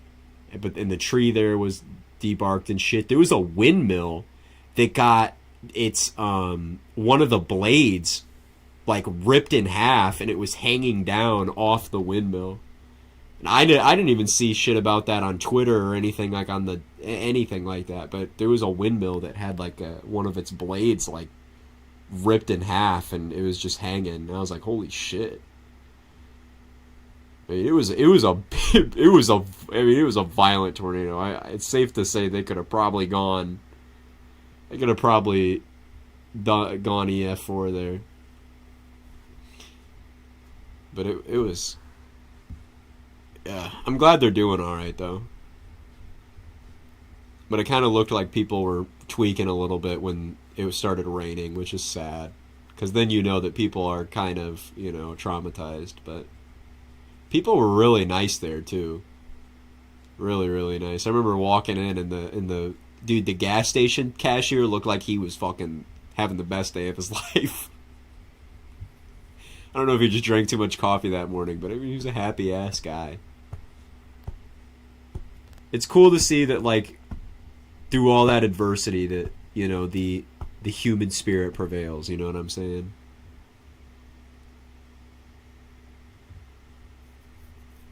People still stay positive, and they lost everything.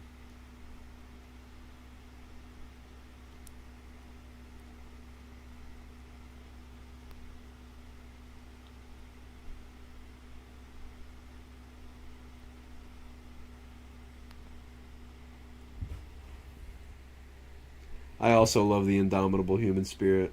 I love Hope Core. They try to ban TikTok, but TikTok is probably the most positive social media platform ever. Genuinely, what other website has Hope Core? Everything I scroll through it's like, I love life. And it's like, life is beautiful. It is so awesome. Kay does not know. Dude, it's the most positive. I don't give a fuck. It's your For You page. If you're a sad individual, then you get sad shit, brother. Everything I see on my For You page, dude, it's the indomitable human spirit and figging. I love TikTok. I love TikTok. I love TikTok. I love TikTok. I love TikTok. I love TikTok. I absolutely love TikTok. Twitter is terrible. It's always depressing. People are always so fucking negative. TikTok is the only place. And like editors and stuff on TikTok and you know, people who make edits and shit. It's so cool. It's so cool. TikTok has a unique social media ecosystem that isn't overrun with a ton of old people, which is really good too, which I think is the problem with a lot of other social media. That's why like Facebook isn't cool to anybody. That's why Instagram is going down the shitter. That's why Twitter has gone down the shitter. And I think TikTok's the only place where it's like fun, consistently really funny. It's because there's not a ton of old people. And like millennials that do exist on the platform get bullied off frequently, like the lady who was like, Gen Z dissed Eminem. Gen Z tried to cancel Eminem. Oh my god, I fucking hate that video. That is the worst video I've ever seen in my life. But she is so fine. That is a beautiful woman, dude. I'd let her rap at me if I was able to get a sniff. Gen Z canceled Eminem. Gen Z canceling Eminem. Listen, little kiddies, let me make this shit clear. This rapper was here before you were here. Or whatever, dude. It was trash. I like to... Bro, what is... Stop with the force field. I feel like I can't, like...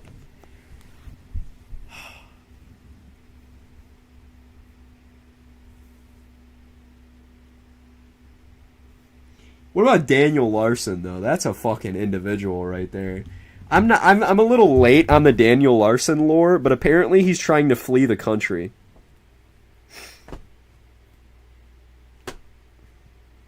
I don't know much about him.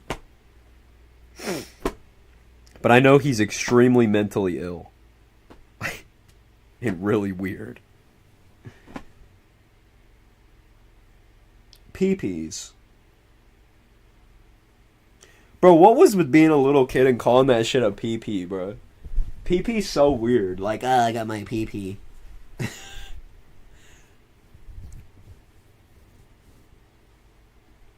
My pee-pee, bro. It's my pee-pee. my cock and schnoobel. Oh, I got the cock and schnoobel. Bro, in the mukbang videos on TikTok, oh my god, dude. I love seeing somebody whip out a big-ass burrito and, like, covered in sauce and just... Oh my god. I love that shit, dude. But every time I open a mukbang video... Like, I don't know if I am gonna expect somebody eating food or if it to just suddenly switch into, like, disturbing AI of, like, darkness and, like, temple run brain rot. Do you know what I mean? You know how the mukbang videos sometimes they just suddenly turn into AI and there's, like, screaming? It's... The brain rot horror meme core that exists on there is so... Yeah, coffee spelled backwards is EFOC. I saw one today that was so impressive. Like, it was just insane. And they'll be... Thanks, dude. Perfect. The China... Yeah, dude. Or the fucking... Bro, or like the chiropractor videos where they hit somebody and they like amplify the screaming. Dude, it is so insane. Send it to me. I think I did. I think it might. Hold on. Let me go on Dick Touch. Of course I get a DM. Get back on stream, weather boy. Thanks. Hold on. Yeah, I sent it to you. It's by Nats Pone. And, dude, the funniest fucking thing is, I don't know if you guys have seen these, but they'll put Mr. Beast face filters over everything, and it's so weird. It's so weird. I don't understand the thing with Mr. Beast. It'll be like a little girl, and it's Mr. Beast. It's so strange. I fucking love it, man. Unfavorable message for pinning. Too bad. Oh, I certified that as based. I'm telling you, I would fraught with The Weeknd.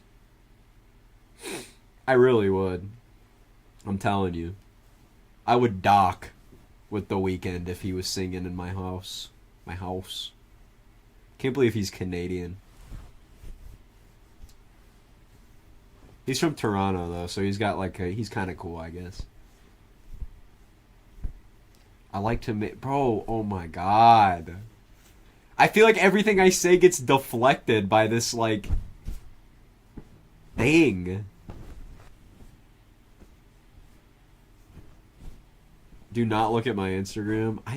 I like... Oh my god, I can't talk anymore, dude. I'm getting attacked by the fucking... I like to drink soda and play video games. I like to make sandwiches and watch cartoons.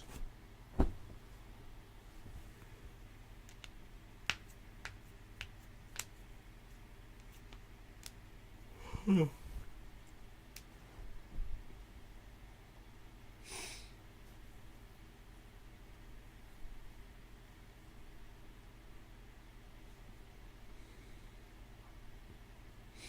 don't know what to have for dinner tomorrow night. I really don't want pizza. Pizza doesn't sound good. I've had too much pizza lately. I don't want something like Chick-fil-A. I don't want like Cane's. I don't want like anything chicken related, I don't think. I don't want like Wingstop or something. I fucking... Should have some sort of pasta. That's actually not a bad idea. I should probably have some sort of pasta. I'll go for some pasta probably. I don't want to make anything though. I'll probably go to like go to like Noodles and Company. If you guys have a Noodles and Company and you're anywhere near you, it's fire. Had spaghetti today. It was delectable. Simple sentence jump scare. That's kind of what it is. What do you guys got out there in Virginia? What's like how many fast food places are there? Like, is it how middle of the nowhere Virginia? Like, that's kind of crazy that like you're tucked away in the fucking mountains and shit. That's kind of crazy. I mean, that's like... Mountains kind of scare me, man. Mountains with trees scare me. Mountains without trees can be cool. But, like, if they're too big, they really freak me out. I don't know what it is, but, like, really big things other than penises really scare me. Really, really scare me. Like, a huge mountain. Oh, fuck that. Fuck that, dude. Volcanoes I'll fuck with. I'll fuck with a volcano any day. But, bro, any fucking... Oh, my God.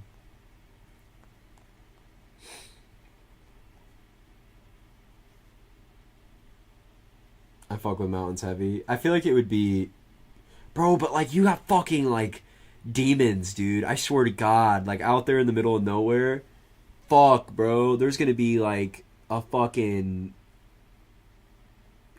Wendigo in the fucking forest that's gonna come out and, like, fuck you. It's scary. And then Arizona obviously lives in Arizona. But that's cool. Like, Arizona's cool. Because, like, you have a shit ton of fucking, like, just cool geology, dog. Honestly, that's what it is. It's just cool fucking geology. My ass would be, like, going to the local volcano all the time. Extinct or not, I'd just be fucking with the cinder cones, bro. I'd be fucking with the extinct lava fields. I'd be hanging out near the Grand Canyon. I'd be going to Meteor Crater like once a week. Like, that's hard as shit, dude. Like, there's not shit in India. Well, oh no, there isn't. There's not anything really cool in like, in terms of like geology in Indiana. Like, I don't have like fucking anything really. I mean, there's mountains in Bloomington, I guess. Not really mountains. There's an extinct cryptovolcano in Illinois called Hicks Dome, which is, I guess, the closest cool thing to me. It's like almost 1 billion years old, though. It's just kind of like a fucking... It's not anything cool, you know? It's just fucking, you know... I can't believe that, like, in my entire life I haven't been to Yellowstone National Park. I want to go to Yellowstone so fucking bad. But I want to go to Yellowstone in the winter. That's so oddly specific, because I know a lot of people are like, ew, like, I want to go to a national park when it's nice, bright, and beautiful outside. You know what I mean? I do not, because this is the thing, bro. If you have ever seen Yellowstone in the wintertime, it is the most beautiful fucking thing in the world. Like, I know a spot and take you to a volcanic tuff. It's true, dude. I fucking... Man. Ow, dude. I just fucking put my finger in my own ass, dude. But no, the Yellowstone in the wintertime is so beautiful. Like, it'll be like a foot of snow on the ground. And, like, with all the evergreens and the beautiful, like... Bro, with the ride my bike and draw, dude. There will be... It highlights the geothermal features, too, because when it's so cold outside and you have that just boiling water in some of the geothermal reservoirs, it just complete... Like, it's steamy all over. And especially at nighttime, dude, do you know how cozy it looks? Oh, my God. I want to go to Yellowstone so bad. So fucking bad, bro. There's something oddly comforting of, like, sleeping on top of a super volcano, I would feel. You know what I mean? Like, dude, I'm sitting here chilling in a cabin and it's snowing outside and I'm on top of one of the biggest fucking volcanic complexes that exists in the world. That is hard as fuck. I also really want to go to God, there's so many places I would love to go to. I would love to go to, like, Mount St. Helens for sure. That'd be cool just to check out. Get some ash to take home. My grandparents were in Seattle when Mount St. Helens erupted.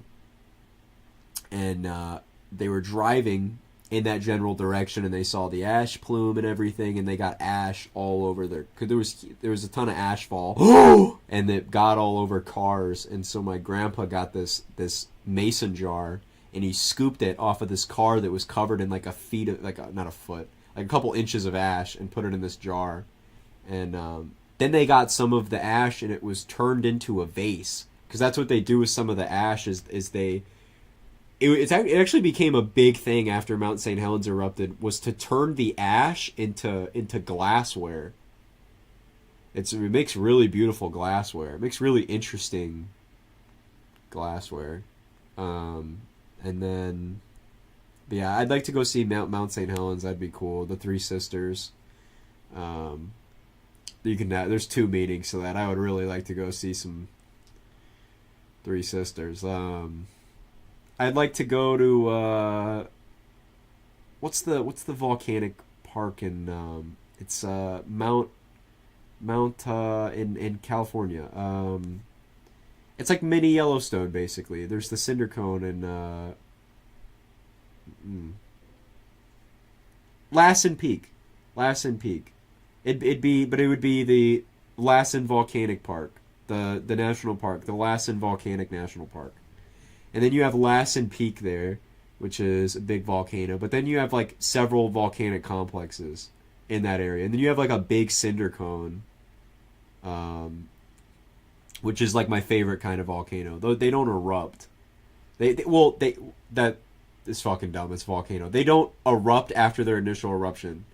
They don't like, because a lot of like, because there's different types of volcanoes. Like you have your conventional like, there's different types of volcanoes, right? Your conventional big mountain like stratovolcano, that you think of when you think of volcanoes. Those have the same magma chamber, right? And they'll consistently erupt out of the same area. But when you have these giant magma chambers underneath these huge volcanic complexes, you have your main like stratovolcanoes, like you do in like Lassen Peak, for example. But you'll have random magmatic intrusions that'll come out of the chamber, and they'll erupt onto the surface in these just random small little cinder cones. And they only erupt like once, and that's it. Once they erupt, they're done. But they leave these little cinder cone formations behind. There was only one cinder cone that erupted for like a really long period of time, and it was in Mexico. And it came out of nowhere. It came out like overnight. There was a farmer in Papa, God, I forget I don't know what it's called, but it's in Mexico. And a farmer that morning noticed that there was like a little sliver in the ground. There was like a little crack, and it was steaming. He didn't know what the hell it was. Like literally a tiny crack. It's like if someone like stuck a shovel in the ground and took it out. A tiny little crevice that had steam coming out of it. You don't think you fucking weird little crack. By the end of the night, there was lava fountains 30 feet high shooting out of his backyard. There was a fucking, God, I think there was a 30-foot mound in Cinder Cone Volcano in his fucking backyard by the end of the day. Dude, it was crazy. And it was so random, and it was studied like extensively because it came out of fucking nowhere. And it erupted for like 30 years, which is not traditional for cinder cones. And it was like, dude, it's so crazy. Hold on, I gotta find it.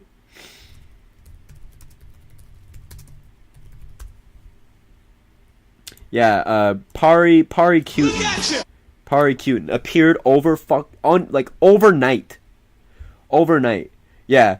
By 1952, the eruption had left a 1,300 foot cone and damaged an area more than 90 square miles.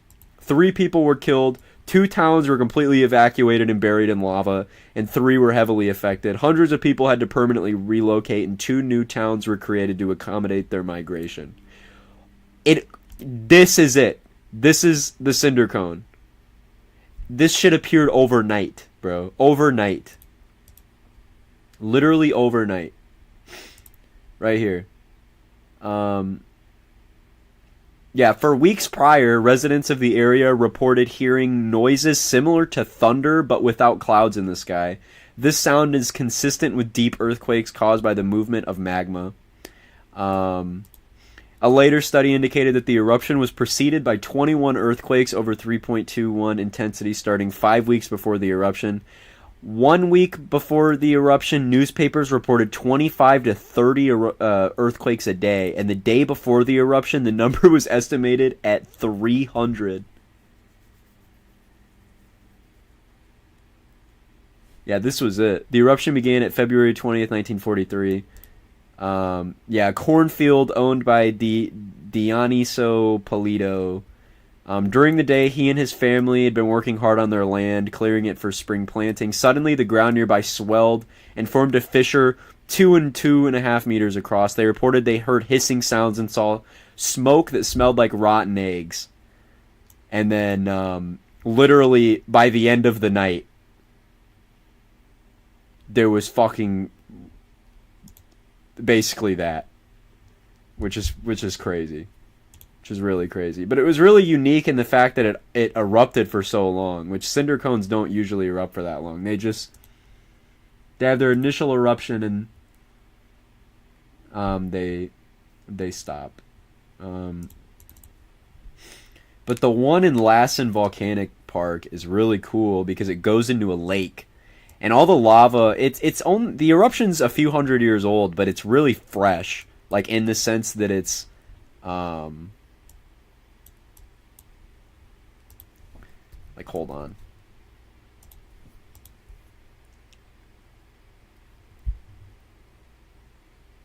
The lava just looks really fresh. Yeah, here's the cinder cone. Hold on, I'll have to. Where's the 3D option? But anyway, but you can see the lava. Obviously, it's all solidified by now, but you can see that it's like. I mean, dude, this shit is so gas, bro. And it flowed into this lake here. People hike the cinder cone a lot too.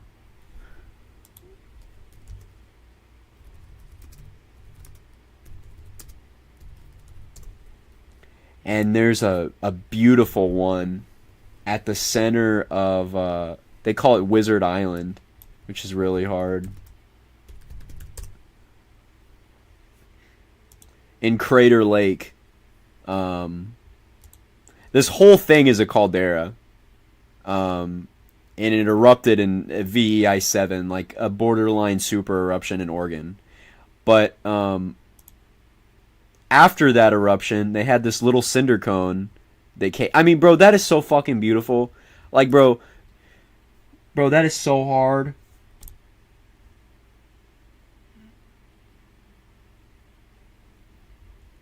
Like, look at that, bro. That just pretty cinder cone volcano in the corner of the fucking huge caldera at sunset. I think it's the largest freshwater lake in the world. If I want, well, freshwater, what is it? That's not, it's the largest freshwater thing. What is it?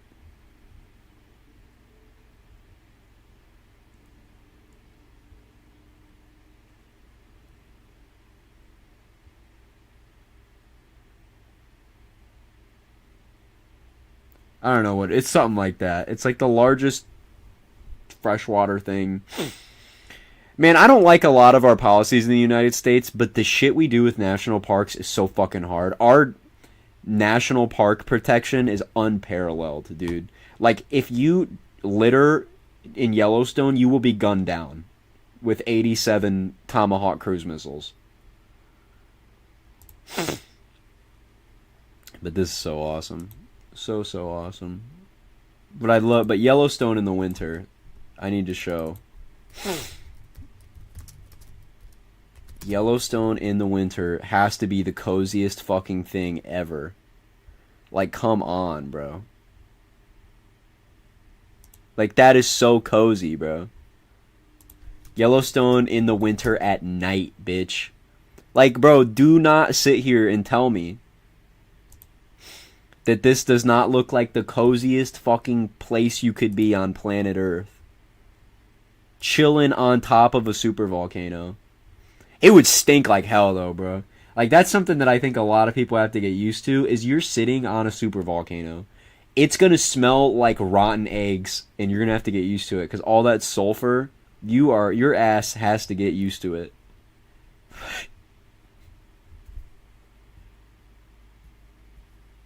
I gotta go to Yellowstone, bro. I really do. I really do gotta go to Yellowstone. I mean, this seems so fucking cozy, bro. Like, it's almost aggravating how cozy it looks. Fraser, Colorado. Colorado's always beautiful, bro. Especially in the wintertime. These mountainous areas, I feel like you gotta go in the wintertime, bro. I don't know why. Like, something about the snow, like, accentuates everything. Makes it so much more majestic. It has just like a cozy.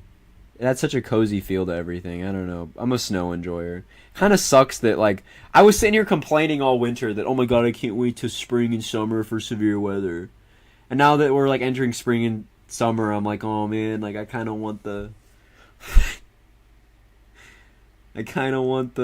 fucking, man. Hold on, did she delete my volcanology playlist? I have a volcanology playlist somewhere. I'm gonna be really upset if it...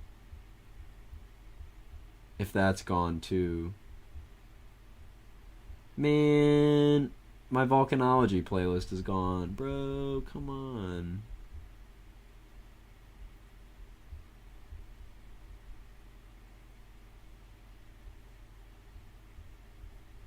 Oh.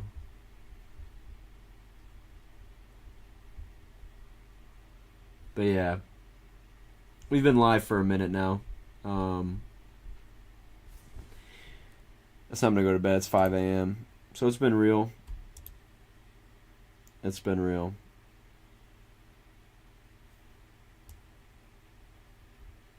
But I'm tired. We gotta hit the hay.